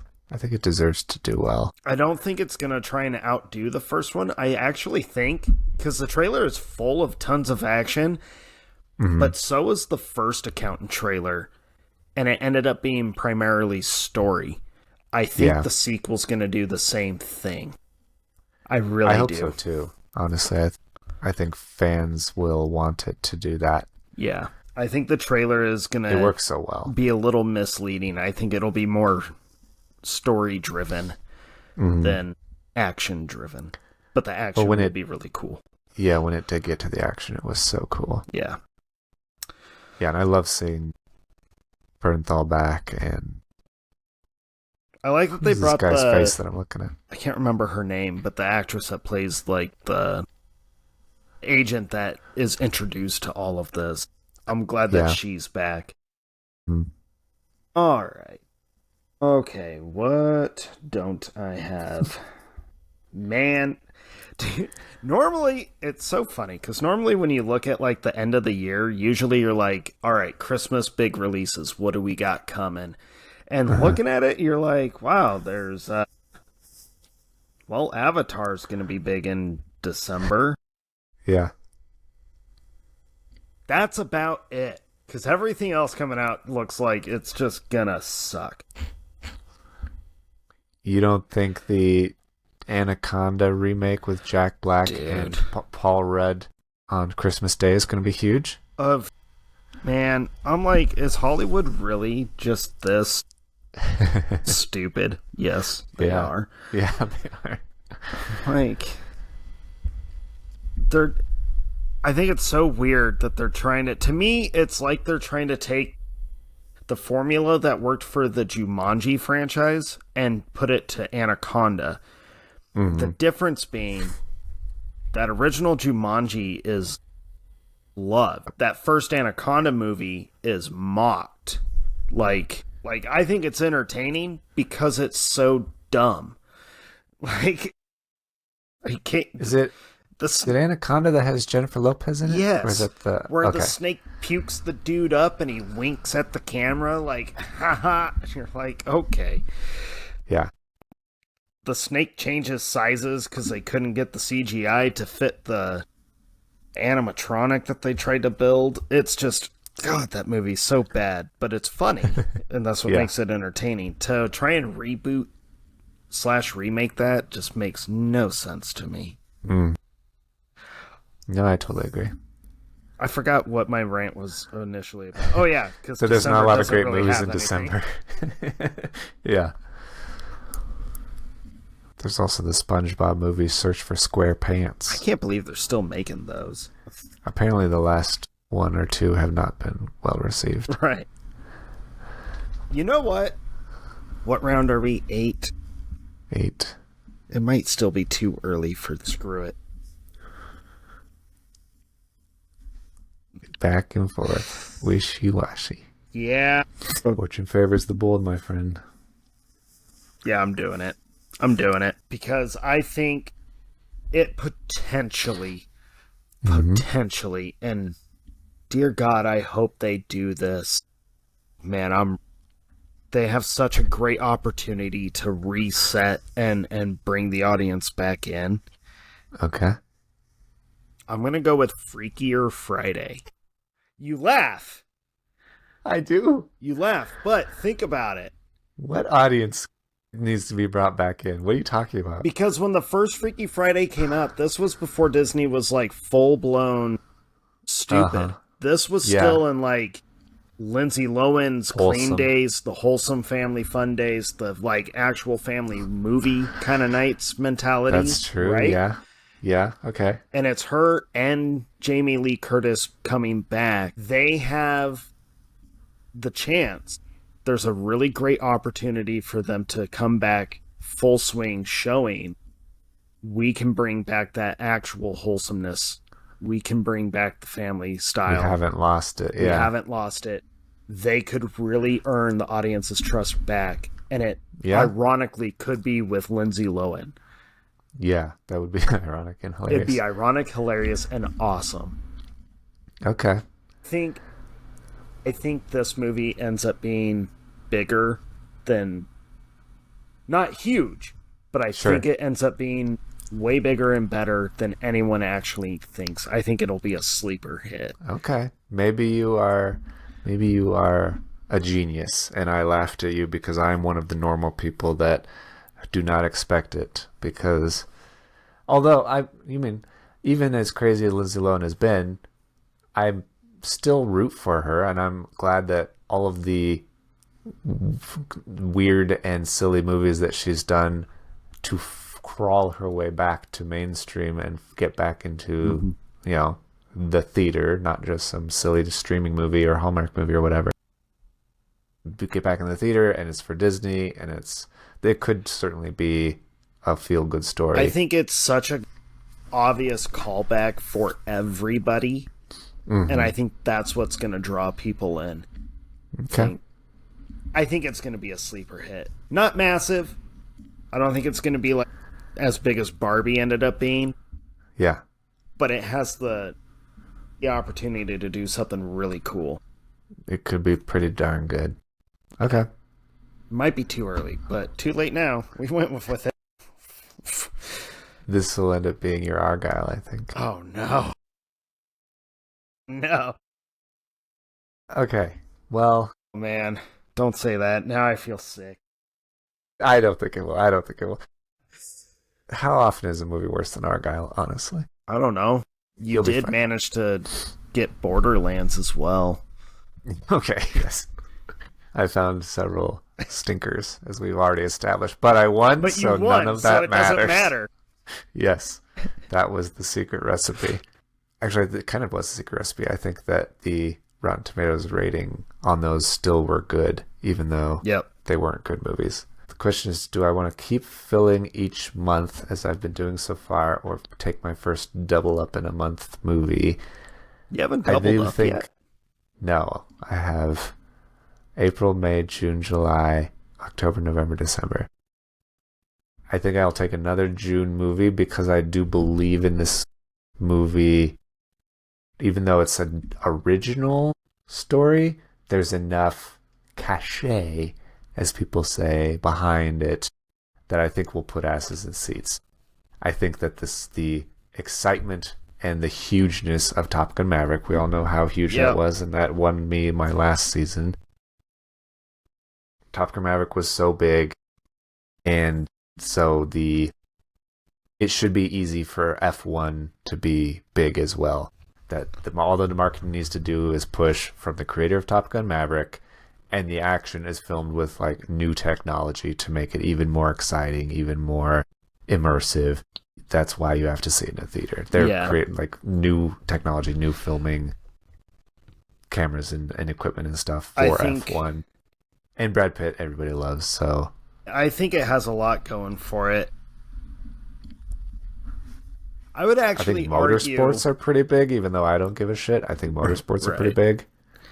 I would actually almost argue that, because isn't it also the guy that did Ford versus Ferrari? I didn't he do both that and Maverick? I didn't even write down the director's name, even though I know. You're too far. I will look it up and I will give you an answer. Finish your thought, though. If that's the same guy that I'm thinking of, I would actually say that will be a stronger platform to stand on for audiences to go, because Ford versus Ferrari ended up being way better than just a car movie. So, he did not. He didn't? So the F1 and Top Gun Maverick director is Joseph Kosinski. He did Top Gun Maverick. What am I doing? Oh, I was looking at the wrong thing. Sorry. What am I doing? Oblivion, the other movie with Tom Cruise. That movie is great. Gosh. Tron Legacy. Okay. And he did the Gears of Mad World video, if you ever remember seeing that back in the day.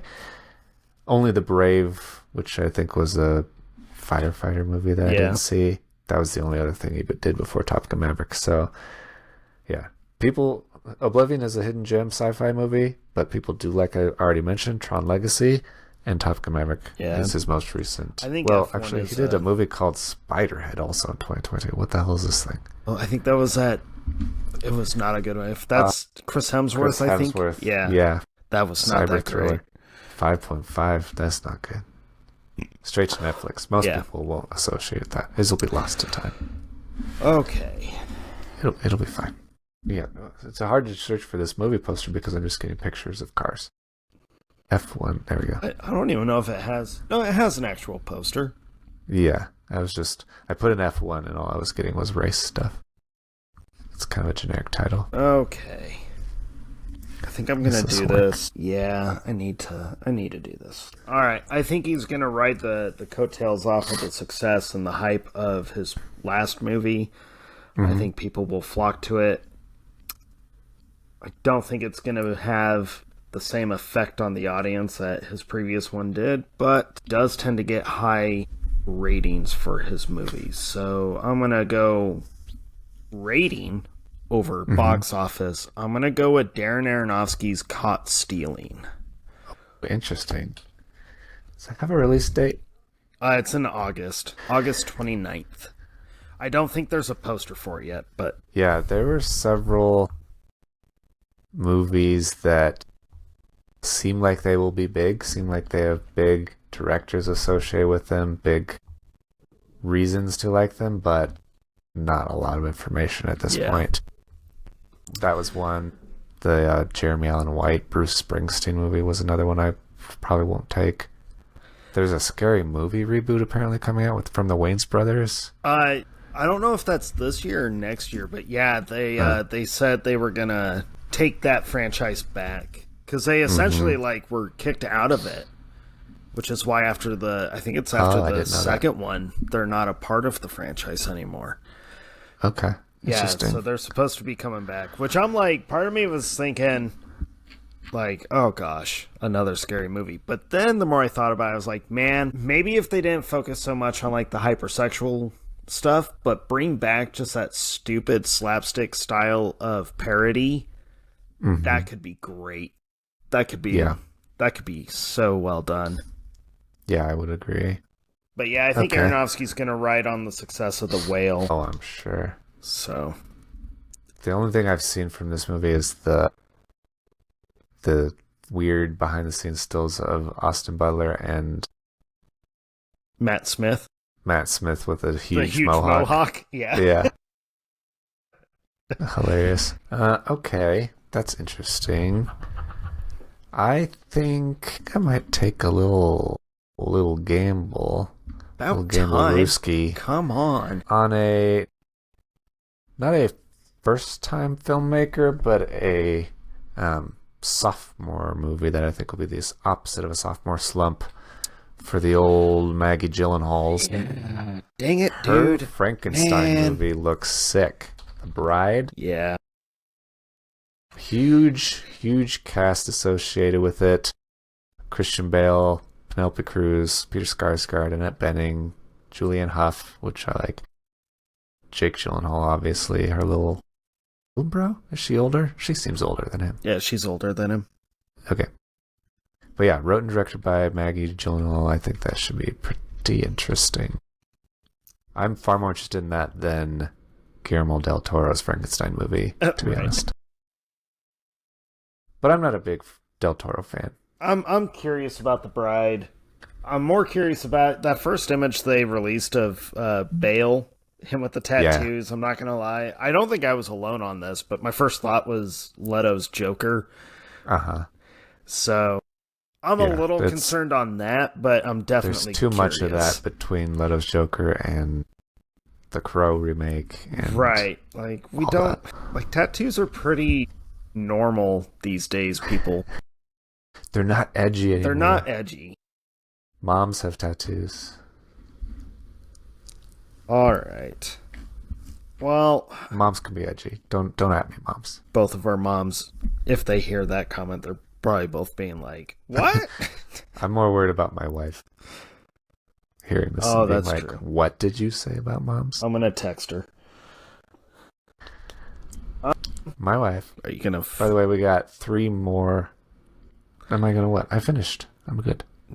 You were like, my wife, and then you stopped talking. It sounded like you were going to finish. No, I just realized I had said my wife, and I didn't say it like my wife, which is, you have to say it like that's kind of like a contract. So we're down to the last 3 real picks and then our benches, right? Yes. Yeah. I did want to call that to your attention, yes. I've been paying attention. I actually have been. Good. And then I want to go through a bunch of other movies and get your opinions on them that are coming out this year. So we'll do a little rapid fire of the ones that didn't make the cut to see what our thoughts are. Yep. All right.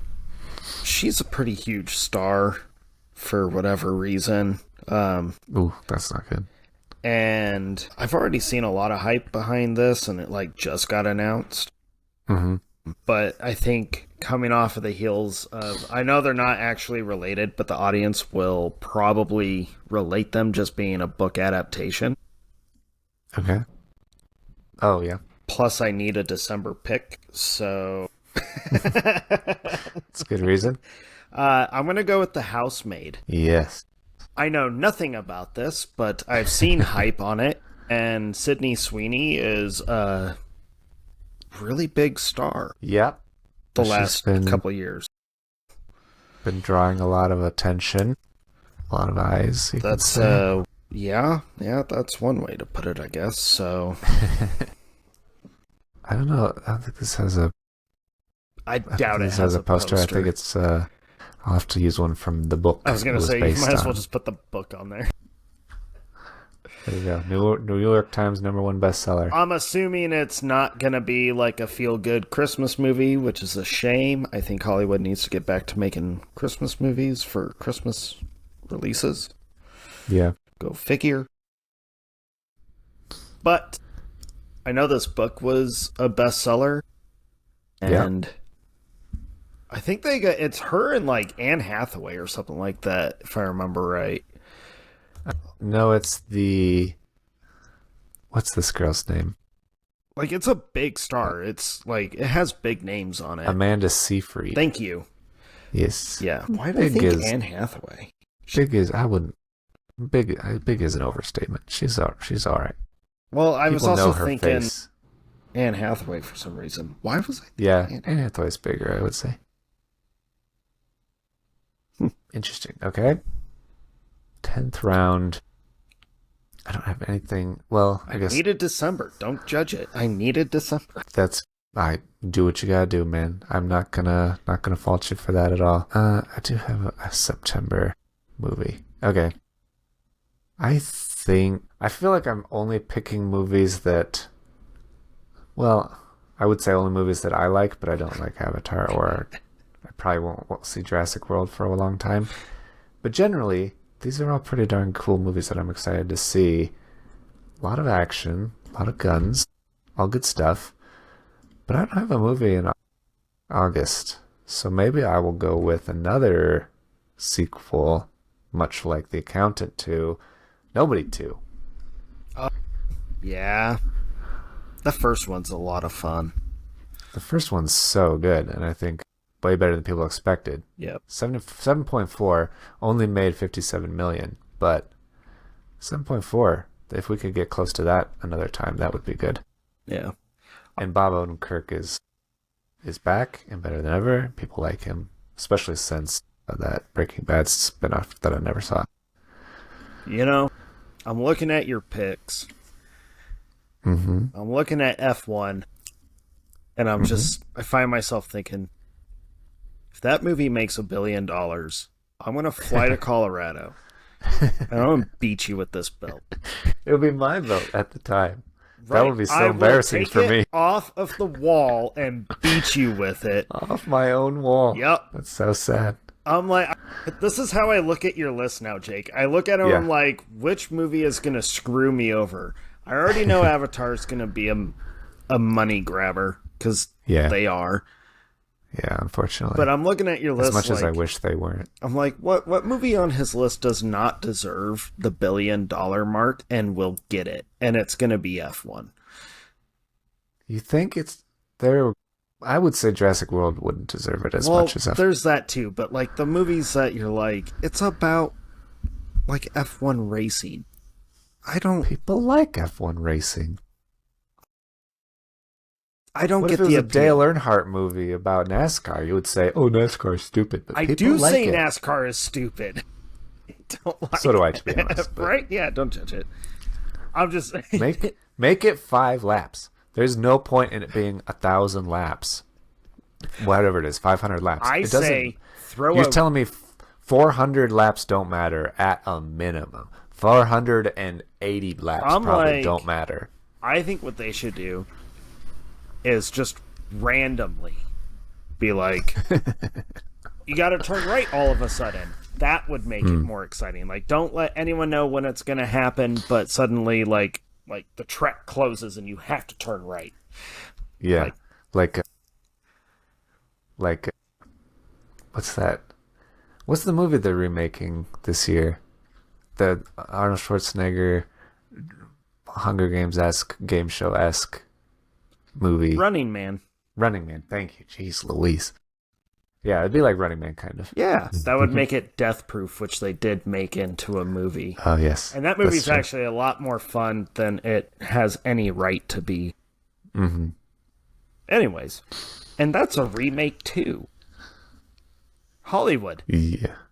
Write original movies, or produce original movies, Produce originals. They are. They're called F1, and you're saying that they're not going to be... Fair. Not, that's fair. I know. They don't deserve to make but $1 we billion. we went down a rabbit hole. He complained about Hollywood not making originals, but he's looking at a list of sequels and reboots and remakes. And Yeah. What am I going to do? Bet on an original movie to make $1 billion? No, I'm going to choose Thunderbolts. No, I'm not. I was wondering. I was like, it's gone on too long. Neither of us have chosen Thunderbolts. Maybe I can make a joke about it now. I'm not drawing your attention to it, and you're like, oh, wow, yeah, I should have chosen that. No, I made that decision when I started writing out movies that are coming out. I was like, I'm not picking Thunderbolts. Yeah, I think Black Widow did not do huge numbers. It did pretty good, but it did pretty good because of Black Widow. She's dead now. I think it's also many years too late for Marvel to do a Suicide Squad movie, and that's exactly what it looks like. They're like relying on a bunch of characters from the MCU TV shows, which everyone has like continuously panned as just these suck. Yeah. So how many times can we tell you we stopped caring about this? Right. Watch, it's gonna be like it's gonna outdo Fantastic Four, and I'm gonna be pissed. That would be pretty upsetting. Right. I agree. That would really, really upset me. What month don't I have anything in? I don't have anything there because none of it, I think, is going to be good. The only one I don't have is March. There are several movies in March. Come on, man. Draft Snow White. No way, Jose. That is at the bottom of my list. Oh, wait, there are 2 movies at the bottom of my list. Hold on, let me re-sort and tell you what they are. Where am I looking? Oh, here we go. Snow White and the Minecraft movie. Like, there's no way. I forgot about the Minecraft movie. It looks so ridiculous. They're not even fans of Minecraft, which there are tons of. Not even fans of it are like, hey, we finally get a movie. They're like, no. Ew, this looks horrible. My daughter, who is a Minecraft fan, when she saw the trailer, I was like, I remember texting her, thinking I saw it before she did. I was like, dude, Minecraft movie. And her response was, no. It looks horrible. I don't know what they're doing, but it's not Minecraft. I was like, oh, okay. Sorry. Yeah. So both of those I had. No way on earth I will pick these 2 movies because they're just guaranteed to suck. Yeah. And kind of on principle. Like, even if they're good, I'm not going to win with those on my team. I would feel like I had cheapened my win with that. I mean, it's a little bit late now, but I guess I can talk about it while I do research on a potential pick. I just remembered the third movie that I watched. Oh, okay. What's that? I watched Stopmotion. Oh, yeah. What'd you think of Stopmotion? I thought the Stopmotion was cool. You did not care for it. I did not care for it. I'm sorry, Jake. That's fine. I thought I kind of get it. I definitely get it. Like, the actual stop-motion animation aspects of the movie, like, those moments were great. I was very excited for, like, those parts. When those parts came on screen, I was fully invested. Yeah. The rest of the movie I thought was like, all right. Like, I knew exactly where it was going to go. But the stop-motion stuff was really cool. So, I didn't hate it. I actually enjoyed it for the stop-motion aspect. Yeah, the story is weird. It's definitely not for a lot of people. I could see a lot of people being like, ew, I don't like this. Ew. But I was really into the stop-motion part of it. But the stop-motion stuff was really cool. You directed that, or you just produced it? The old switcheroo. I hate when they do that, honestly, when they're like, from the studio, I brought you this movie. And I'm like, yeah, but you brought me this movie and this movie and this movie, and these all suck. I don't like them. All right. I have to go with a rating pick. Okay. I think this movie will potentially make like $2 million, if that. But the rating could be really good. I have one of those, unless you steal mine. But I could counter with one. The rating could be so good, but it could really, really suck. But I need something for October. All right. I'm going to do it. There is no poster for this. I don't even know if it has a title card. Oh, man. It shows expected, so hopefully it doesn't get delayed. Hopefully it comes out, and hopefully this director's trend of high ratings continues. I'm going to go with Roofman. What the hell is Roofman? October. I don't think it's even in my research. Oh, wait, I do have it. Well, who did this? It's... Oh, the 60 McDonald's thing? It's a guy that did... The Light Between Oceans and The Place Beyond the Pines. Yeah, so he directed Place Beyond the Pines, which is actually a really good movie. That's a really good movie. His movies don't tend to be big, but he was a producer on Sound of Metal, and people, if you've never watched Sound of Metal, you are doing yourself a major disservice. Yeah. He seems like he makes movies similar to like the movies that Jeremy Saulnier makes, like Green Room and Blue Ruin and stuff like that. Yeah. Very good movies, but definitely smaller. So I have to go with a rating on that one. Crazy cast in Roofman. Kirsten Dunst, Channing Tatum, Peter Dinklage, Juno Temple, Lakeith Stanfield. Yeah. Yeah, that should be pretty cool. If it comes out. If it comes out. At least you got a little bit of a safety net because of the benched movies here. Right. Our Here, benched movies are going to be hilarious. It's going to be Garfield all over again. Yeah, I was going to say, your worst movies were definitely your benched movies. Yeah. We'll choose this fun little picture of Channing Tatum hanging out. All right. Hi, Channing. In costume, I assume that's what that is. Or it's Saturday and he's going to a birthday party. I can't tell. Okay, But hey, at least I have an October pick now. Yes. Yeah, that's true. My weird little movie that I believe will have a high rating but no box office whatsoever is a comedy, a highly anticipated comedy by me primarily, called Friendship. That movie I posted about this on the Movie Bunners account. I was so confused by this trailer. So excited about this trailer and this movie. Yeah, so if people know who Tim Robinson is, I'm sure you've seen the memes if you've never seen any of the shows he's done. But him and Paul Rudd seem like they're about to have possibly one of the funniest movies we've had in years. Yeah. Possibly. It or could it'll be very potentially weird be and the people new will not get Forgetting it. Sarah Marshall. Like, it's not even the same story, but just, you know how no one knew anything about Forgetting Sarah Marshall, and then it became standard? Yeah. Yes, Yeah. Friendship has that potential. I could see that for sure. It also has the potential, I'm pretty sure it's an A24 movie, to be so weird that nobody gets it. And everybody's like, why were we excited did we about watch that? This? Yeah. It's like kind of an inside joke for the people making it, potentially. All right. Final pick. Final real pick. Yes. Yes. And then we have our benches to fill. Let's see here. We don't have to choose the bench movies at the end, but it just seems to be that's No, the I think we decisions should. make. I think we should. Yeah. I mean, why would you not choose the best movie that you would... Why would you put a movie that you think is better on your bench? Of course, you'll choose those at the end, I think. Our picks are weird on... They are pretty weird. The latter half of the list, I think. Well, what's funny to me, Jake, is we both... Like, you and I filled up the summer movies. It looks like we put all of our eggs into summer. Yeah. And we were very, hesitant on the rest of the year. Mm-hmm. Mm-hmm.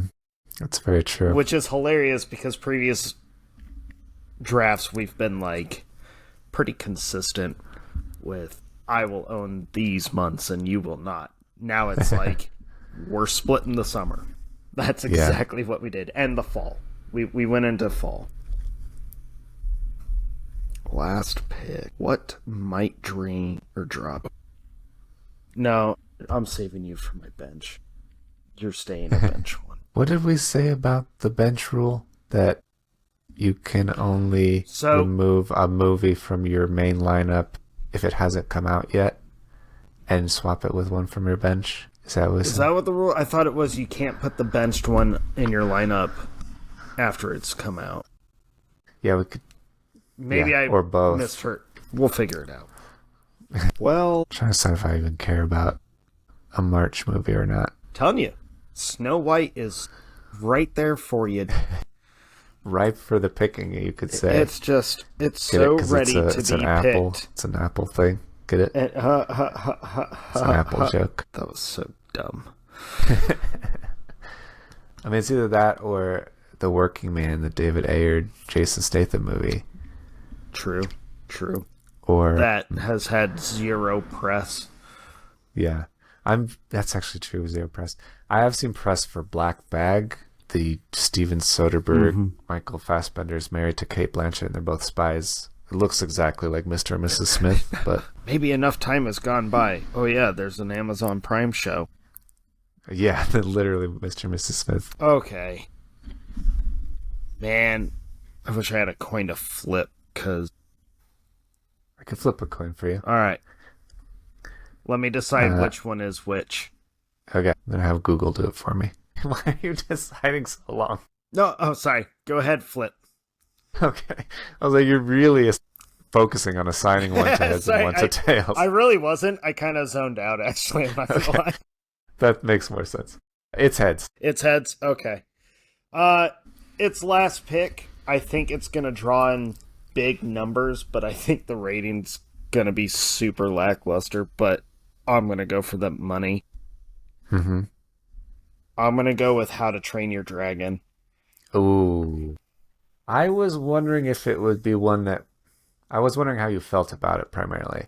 Like, after seeing the trailer, it seems so much like a shot-for-shot remake. That's not live action. It's all CGI and animated. Yeah, it's all CGI. It's going to be shot for shot.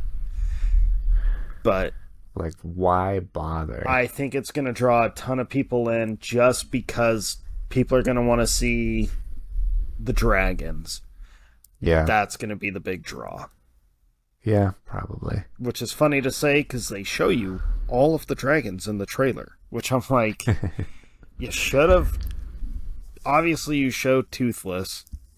Mm-hmm. Let that be like, maybe only show one other dragon. Don't show the big guy. Don't show the flock of dragons. Right. But right. I think it's going to bring in a huge audience. I think there's a lot of hype behind it. And okay. I think it's going to have some money. Okay. I think the rating's going to be low as can be, but...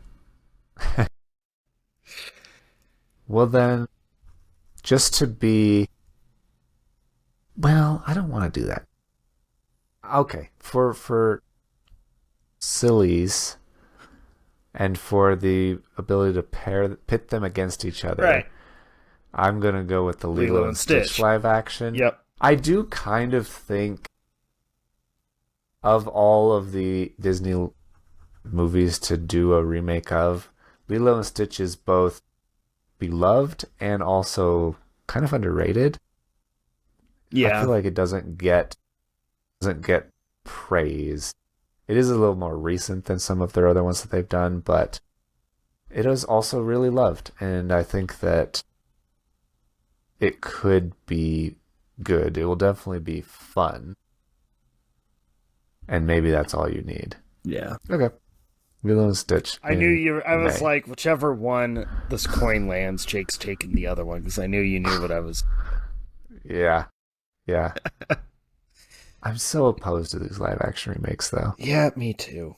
Especially the heavily CGI'd ones that just makes... Which they all are. It makes no sense. All right. Interesting picks this year. Yes. So, you get 3 bench picks to choose more movies to see what you may want to have in case any of them don't get released, like Caught Stealing. Yeah. I don't know what months that comes out in, but maybe that's a hole to fill. Up to you. Not going to tell you what to do with your life for your team. I'm not going to tell you what to do with your life. Plan 9 for Planet Boner. We're going to go... Which is a great name. No joke, no shade. Planet 9 from Planet Boner is a phenomenal name. I'm very impressed by that. You definitely did well. You're welcome. You are welcome. All right. Especially for someone that I told 4 hours ago, hey, have you picked a name yet? It wasn't even 4 hours. It was like an hour before recording. Hey, did you remember a name? No! No. Very good. All right. That's not going to be good. I'm going to go with Now You See Me 3. Did you see Now You See Me 2? Yeah. Is it good? Yeah. Okay. I just showed my daughter the first 2, and she was like, these might be some of the most fun movies I've ever seen.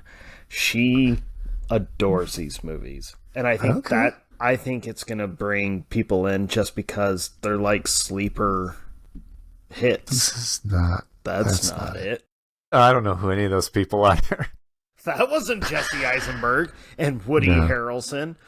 I guess there's a Now You See Me Live show. And the Franco brother that isn't gross. Dave. That's his name. James Franco's gross. Well, I didn't really follow that. I just know that Seth Rogen's not his friend anymore. Because he was gross. Okay. Fair enough. I believe you. You better. I don't think there's a poster for this song. I doubt it. Whoops. Oh, that's fine. Okay, Now You See Me 3. Fan favorite. Not bad. Let's see. I will go with... speaking of fan favorite 3, I will go with Downton Abbey 3. I thought that was Big like Downton Abbey fan? Oh, yeah. Oh, it is a show that so many people love around the world. They have movies occasionally, because I think the show ended, I don't know how many years ago. I hear like jokes being made about Downton Abbey, but I've never watched it.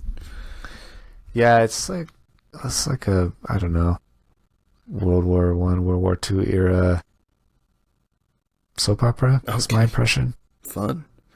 I could be wrong, Downton Abbey haters, fans, don't hate me. Downton Abbey. But they occasionally, because the show has ended and people still love it, occasionally release movies in theaters, and they go pretty gangbusters, actually.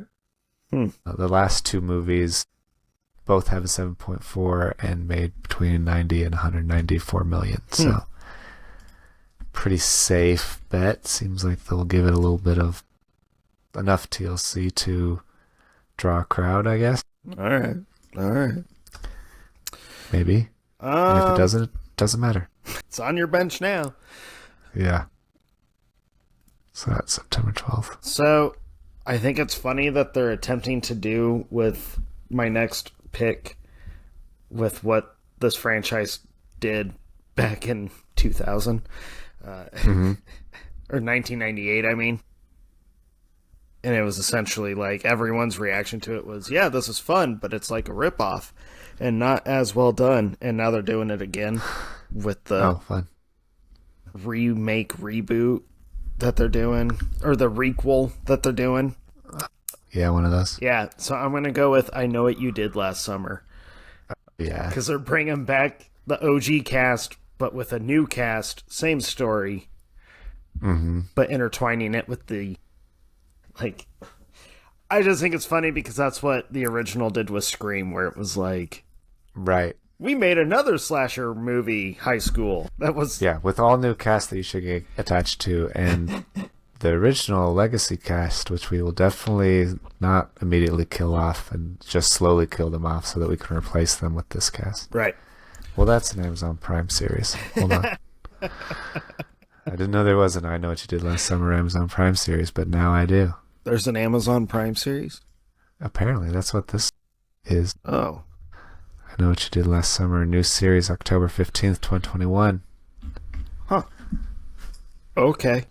Let's see. Is this one? No, not really. Concept poster. Perfect. Good enough for me. Perfect. I am tempted to match your prequel, remake, prequel vibes with Final Destination Bloodlines, but I'm not going to. So stop pumping your fist. I'm instead going to choose this PlayStation game movie that I think looks fun called Until Dawn. It does look fun. I'm curious about it. Yeah, the trailer... I don't know really anything about the game other than I think the game was more of a... what's that called? Visual novel that you didn't do much other than make decisions and see what happens kind of thing. You didn't really like play. My daughter... But...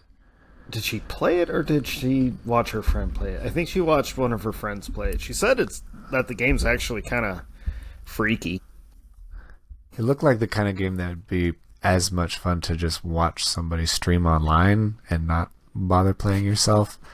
But the movie looks very interesting and I don't know. I watched the trailer and I was like, this concept looks really fun. Yeah. And kind of silly but kind of serious and I'm into it. So hopefully it's good. What's that? 425. Well, comes out the same day as Accountant 2, so in case Accountant 2 gets pushed out, well, I'll be lucky.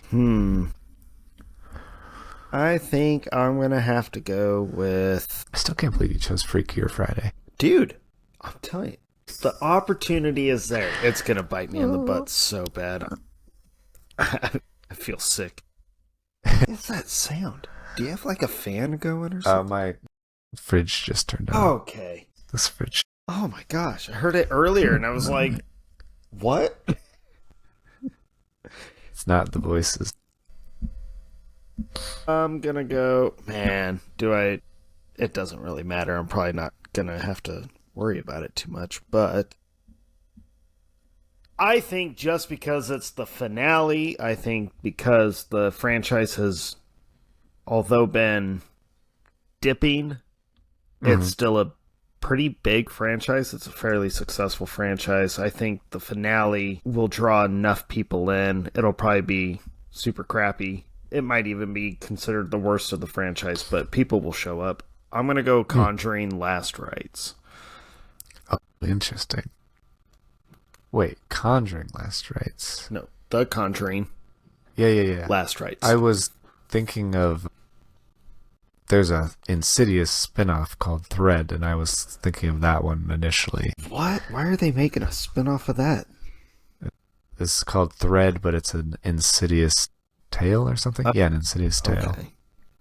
So Conjuring Last Rites. Okay, you got it. The Conjuring. Woohoo! Yeah, that should be interesting too. Is Rites R-I-T-E-S? Yeah, I think it is. Yeah. That should be interesting. It's supposed to be the end of the franchise. Yeah. Allegedly. Or at least the main cast will probably finally be done, I would imagine. I don't think they need to do anything else after this one. Yeah, I'm amazed they've stayed on board this long, to be honest. It feels like they've definitely been under contract that they had to do this, so... Yeah. Yeah, no, I would agree. Okay, so as the last person, I got the pick of the litter of what's left. Snow White. Snow White. All sucks. Now, the thing is, I know there's a movie on here that's really, really, really good that we're going to be kicking ourselves at the end of the year nobody picked. Snow White. The question is, can I find it in the next 10 seconds? Final Destination Bloodlines, which I will be watching, by the way, because that franchise rocks. Oh, yeah. All right. Oh, yeah. Yeah, it's so... I think it's so easily rebootable or requel or whatever they're doing with it. The title alludes to it being a requel in that the bloodlines, the descendants of somebody who had death attached someone to from them. like the first two movies, which actually would have to be someone from the first movie. Yeah. Which actually doesn't make a lot of sense, because... I know that Devon Sawa is not involved because he has said, they didn't call me. Right. Also, same with his Idle Hands remake. Which is the most random remake to ever decide to do. Like, the movie wasn't a big hit. It was a hit with, like, high school boys. Mm-hmm. Because it was so stupid and weird. Because it's so stupid. I love it because it's so dumb.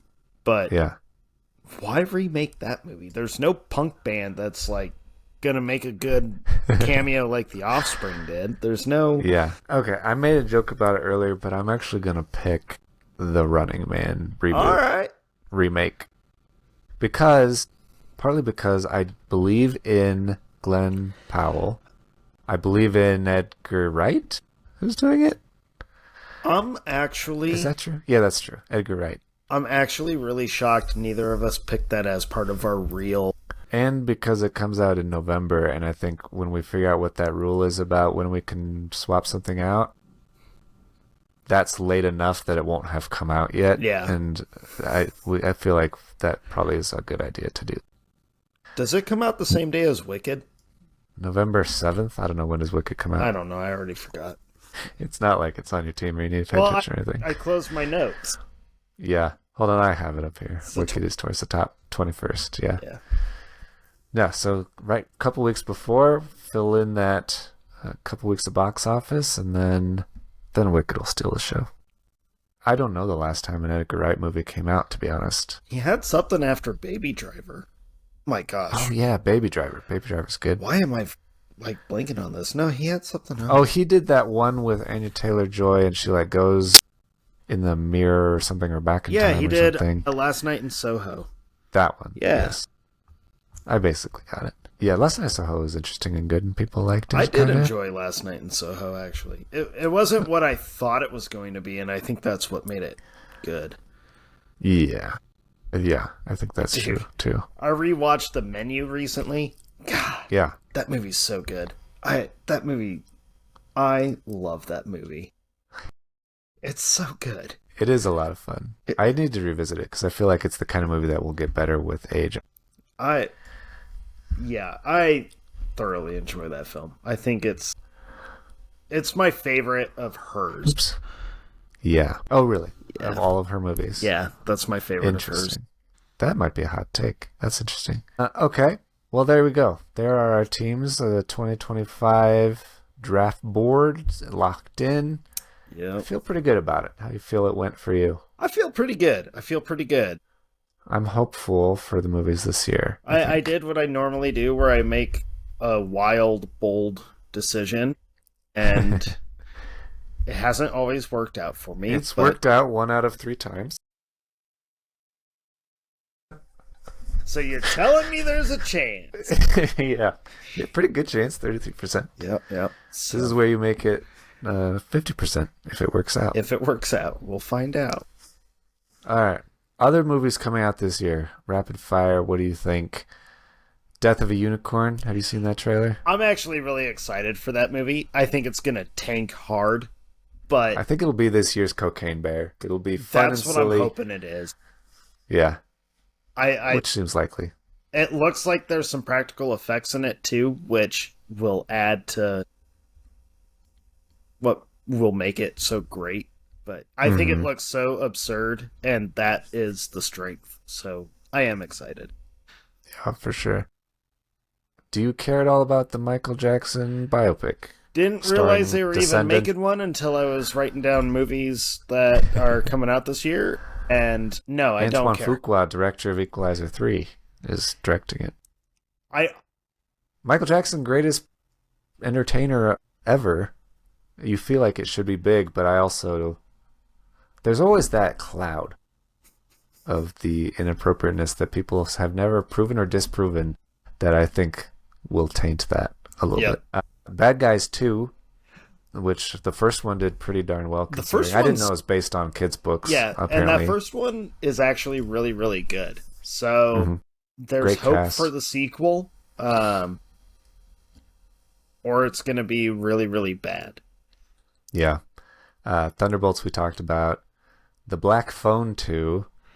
Didn't know that needed a sequel because it seemed pretty closed. I'm really confused on that. Because, it's a one-and-done kind of story, but, Yeah. Same writer-director, though, so if you liked The Black Phone, you probably will like the sequel, I really like Ethan Hawke, so I'll probably eventually see it, but I think it's unnecessary. Yeah, it seems like a weird thing to turn into, like, a series. Right. The Karate Kid Legends. And I haven't watched Cobra Kai, even though I feel like I should. I'm sure you haven't watched Cobra Kai. You fucking hate the original Karate Kid. I'm just remembering we've had a conversation and I got so mad at you. You hate Karate Kid. I was waiting for you to remember. I have zero interest. So Karate Kid Legends, is that where they get you interested finally? Probably not. Did you watch the Jackie Chan? No. Jaden Smith because one? I don't care about Jaden Smith, and I didn't care to watch a remake of a movie I was never a big fan of anyways, but I will tell you, I did have a little itch in the back of my mind shortly after we recorded our comeback episode, where I was like, maybe I should revisit Karate Kid. So I might end up revisiting it to see if I enjoy it this time around, but I don't really care. Okay. That's fine. But I like that you remembered, Dustin's not a fan. Yeah. Unfortunately, I did remember. It seems weird. A Cobra Kai people love on Netflix, and it seems like they're trying to tie that back into the movies by bringing back what's his face, Ralph Macchio. But I thought he came back in the show. He did come back in the show, but he's in the Karate Kid movie for the first time, right? Playing himself. But they're also tying it back into the Jaden Smith one, where Jackie Chan is playing I assume Mr. Miyagi. I never saw it. I never watched it either, but I always thought it being a remake made Chan Mr. Miyagi. But then, because I saw the trailer for Legends, I've seen it a couple times now, and he's like, not Miyagi. So I'm a little confused. Yeah, same here. But I don't care enough to get it straightened out. Yeah, also same here. There's another Colleen Hoover novel. If you loved It Ends With Us, then you might want to watch Regretting You. What the heck is that? I don't know. Okay. Has Allison Williams from Girls and Megan. It has... Who's this? Dave Franco, McKenna Grace, people I don't know, care about. Also, okay, here's one I really want to get your opinion on, though. The Naked Gun remake with Liam Neeson. The one How do you feel about that? Neeson has claimed he's in love with Pamela Anderson because she's in Sure. it. Yeah, that one. Hold on. How do you feel about the Naked Gun movies with Liam Neeson? No, not with Liam Neeson. With no. Leslie Nielsen. Leslie Nielsen. Yes. Same letters, different order. Right. Come on, brain. I really, really like the first couple Naked Gun movies, the originals. Okay. They're super funny. The Leslie Nielsen's, his movies were hilarious. Like, that kind of stupid comedy is good. Right. And he played it so straight, which is why I kind of want to give Liam Neeson the benefit of the doubt, because he would, I think, also play it straight. I think... Excuse me. I think it could work, but I'm really, really hesitant about it. Because I think what the problem will end up being is they're going to try too hard to make it funny, and it's going to come across really bad. Yeah. It's going to be like watching A Million Ways to Die in the West again. Which, honestly, that might be one of the worst comedies ever made. That was Seth MacFarlane, right? That's that Yeah. movie where it really cemented for me, like, wow, I really don't think Seth MacFarlane is funny at all. Family Guy, overrated. American Dad had a couple funny moments, and that's it. Like, he is not funny. And so I think Naked Gun... Wow, my voice just gave that on me. 12? I think they're going to try and force the comedy too much, and that worries me. Yeah. Because Liam Nielsen's never done... it's late. Those are hard words. He's never done, like, that style of comedy before, so... I don't know. I brought this up when I talked about trying to watch the History of the World show, with the part 2 show that they tried to put together with Mel Brooks. So I didn't watch that one because sketches. You told me not to. Yeah, I just feel like it's so hard for you to go back and try to redo what made those old comedies great in the same voice. Like, modern comedy writers redo it in that old voice. I don't think you can. I don't think it works. And I haven't seen it work. I would love to be proven wrong, but I don't think it's going to work. There's a movie called Warfare that looks cool, which they are leaning into it being from... But that's... co-directed by Alex Garland after Civil War. So I think he's more of a ghost name or a consultant, because it is more from the Iraq War veteran Ray Mendoza, writer-director, I think. I think they're just trying to coattail Civil War, but I think it's more of this other guy's vision. Yeah, for people like me, that doesn't boost my interest. You're like, yeah, I did not like Civil War. Thanks for telling me to not watch this. Yeah. I am not your target audience, guys. I'm just not. I'm sorry. That's okay. A new Wes Anderson movie, The Phoenician Scheme. I debated putting that on the draft, actually. Yeah, he always does pretty, like, good 7-ish, 6.8, 7.5 rated movies, it seems like. He does. Not terrible. I don't know. I feel like... What was that last one he just did? Asteroid City? Yeah. I feel like that one, even and his... the printing press one. What was that? He did... French Dispatch. That was the one... He did, like, a black and white newsy one. That one was when I was still in Colorado, wasn't it? Like right around COVID? Maybe. Yeah, I think so. I never saw that Because, one. yeah, Asteroid City was more recent than that. And then Henry Sugar, he did a short with Benedict Cumberbatch that was after that. He won an Oscar for Best Short, I think. Something like that. Well, I know Asteroid City, like even his normal fan base seemed to be kind of like, not what we were hoping or not his best. So I don't know. Maybe his style, I could see his style wearing off eventually. Yeah. It's kind of amazing his style has lasted this long. But then again, when Hollywood keeps pumping out just the oversaturated CGI kind of cookie cutter film, I guess it makes sense why his would still survive because it's different. Yeah. But I don't know. Yeah. I'm not as like, woohoo, new Wes Anderson. I'm like, all right, another Wes Anderson. Right. As much as I've enjoyed his movies, I have kind of definitely lost hype for it because it is more of the same. Right. I guess not more of the same. There's some directorial debuts that are interesting. So Billy Brick and Finn Wolfhard are making a cliche-looking camp horror movie called The Hell of a Summer. I saw that trailer today, actually. They played it on the Monkey. It looks fun and silly and generic. I was laughing pretty hard watching the trailer. Yeah? They don't try to hide behind the fact that it's basically Friday the 13th. Yeah.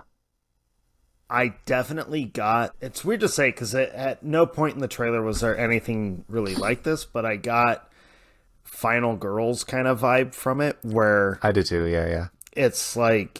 Horror comedy. Very... Yeah, probably more based on the comedy side of it. So... Yeah. I'm curious to watch it. I probably won't see it in the theater, but it's definitely one that I kind of want to see. Like, is it supposed to be a love letter? Are you trying to just mock this genre? Or what are you trying to do? I'm also not a big Finn Wolfhard or whatever his name is. I'm not a big fan of him. Yeah. So. Right, I know. Seeing him... It'd be interesting to see what he makes, but he's also co-making it. And yeah. Then seeing him perform in it, you're not super excited about it. I'm interested to see the directorial debut from Aziz Ansari, Good Fortune, which is... He directed several episodes of Master of None, his TV Netflix show, which was good. So I'm interested to see what movie he makes. I am not excited for that one. Oh, really? Interesting. Why is that? Did you read what it's about? A well-meaning but rather inept angel named Gabriel meddles in the lives of a struggling gig worker and a wealthy venture capitalist. That's it. So... Sounds like... why am I blanking on one of the most famous movies of all time? The It's a Wonderful Life kind of thing. Kind of, but... Not that he almost died, but that he's kind of swapping places I feel with like them. it's gonna be a movie that is... Because it's got Seth Rogen in it, which I have kind of... As big of a Seth Rogen fan as I've always been, I have found myself in the last year and a half, maybe, kind of over Seth Rogen. Yeah, I haven't watched anything where I've been like, I really enjoyed this in a really long time. Yeah, at least nothing new. I still really enjoy it. Like, Night Before is still one of my favorite Christmas movies ever. I haven't watched Pineapple Express for a long time. Anyways, but that's because, I have not watched it mostly because of David Gordon Green. The Halloween movies, yeah. But when I saw the cast, saw what it's about, the fact that it's about an angel coming to Earth to meddle in lives, I kind of was like, oh man, this is going to be a let's mock it as much as we can kind of thing. And yeah, I'm just not for that. So that's when I will probably actively avoid. Yeah. There's a mysterious Paul Thomas Anderson movie called I don't know what the name is. It doesn't even have a title The Battle yet. of the Balkan Cross. It might be called Yeah, it had like One Battle After Another. two or three alternate titles. The last I saw was it's still just untitled Paul Anderson Thomas Project. But the cast looks like it's potentially going to be like another big one for him. Yeah, Leonardo DiCaprio, Regina Hall, Sean Penn, Benicio del Toro. Yeah, I've seen like behind the scenes stills for like ever of. Yeah, Antonio, or not Antonio, of Leonardo DiCaprio. Leonardo DiCaprio. I just don't trust that it's actually going to come out this year. Same here. That's why I didn't draft it at all, because that would have been a real easy IMDb rating grab for us. It seems like it would be high if it comes out for sure. But I just don't trust that it's actually coming out this year because of what you just said, where it's like, we've been seeing the stills of DiCaprio for a long time. Mm-hmm. And it's still in production, so... Yeah. Yep. And Megan 2.0. I'm actually really excited for Megan 2.0. Yeah. Did they ever release the R-rated version of Megan? Yeah. The unrated version? I never... Yeah. Yeah, I meant to watch it when it came out. Oh, yeah, they made a big deal about it, of like, check it out, we threw the blood in this time, and you're like, all right. Yeah, no, Megan was a lot of fun.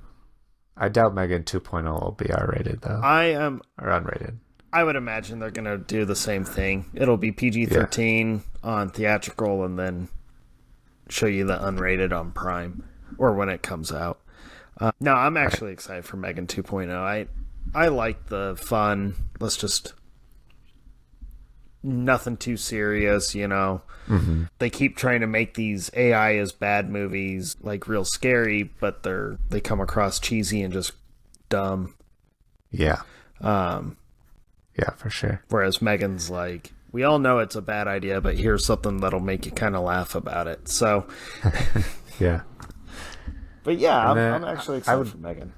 I'd honestly be surprised if they released Strangers Chapter 2 after how terrible the first one was.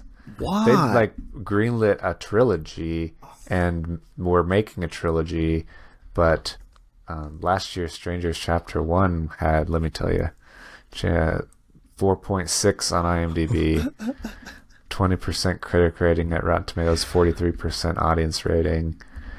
Yeah, did not do well, and so I think their trilogy plans might get scrapped. I would not be surprised, honestly, if they're like, scrapped. Just kidding. Yeah, they should be scrapped. Why waste the money on marketing, I think, is what I would say. All right, so there you go. Woohoo! All the best, hopefully, movies of 2025 that we know of right now. And, yeah. And I meant to say I updated our schedule. We've been locking in our schedule over the next 6 months so far, and it's all up to date on movieboners.com if you're curious what episodes are coming up next. The next episode for you is our top 10 directors of all time, which will be a challenge for us, I'm sure, but one I've been looking forward to for a long time. I think that one's going to be a lot of fun. I'm approaching this one a little bit different than I've approached our other top 10 lists. So I'm pulling a you where it's like, I'm going to shake things up a little bit. Nice. Yeah. That's very exciting. And then Fog Day after that. That's Get ready. April 20th day. Fog Day is going to be funny for us this year. Yeah, I'm looking forward to it. All right. Well, thank you, everybody. Let us know what you were most excited about and who you think has the better list. Go and you can call it ahead of time, and then we'll see who wins. And then also tune in for an unboxing of a championship belt on my end in the near future, I'm sure. I think we'll have to... There might be like a solar flare that night. I don't know. You hope. One can only hope. I don't know. You were pretty cheeky when you got it last time. I really, really was. Turnabout's fair play. If memory serves me right, which is like a 50-50 shot, I feel like I even said that when you won the belt back, I was probably in for it, and rightfully so. Yeah, because I was... And here they are. I was confident. Well, it's been a whole year, and that confidence has dwindled away. Oh, yeah. So... All right, well, thank you, everybody, and we'll talk to you next time. Yes, we will. See ya! See ya.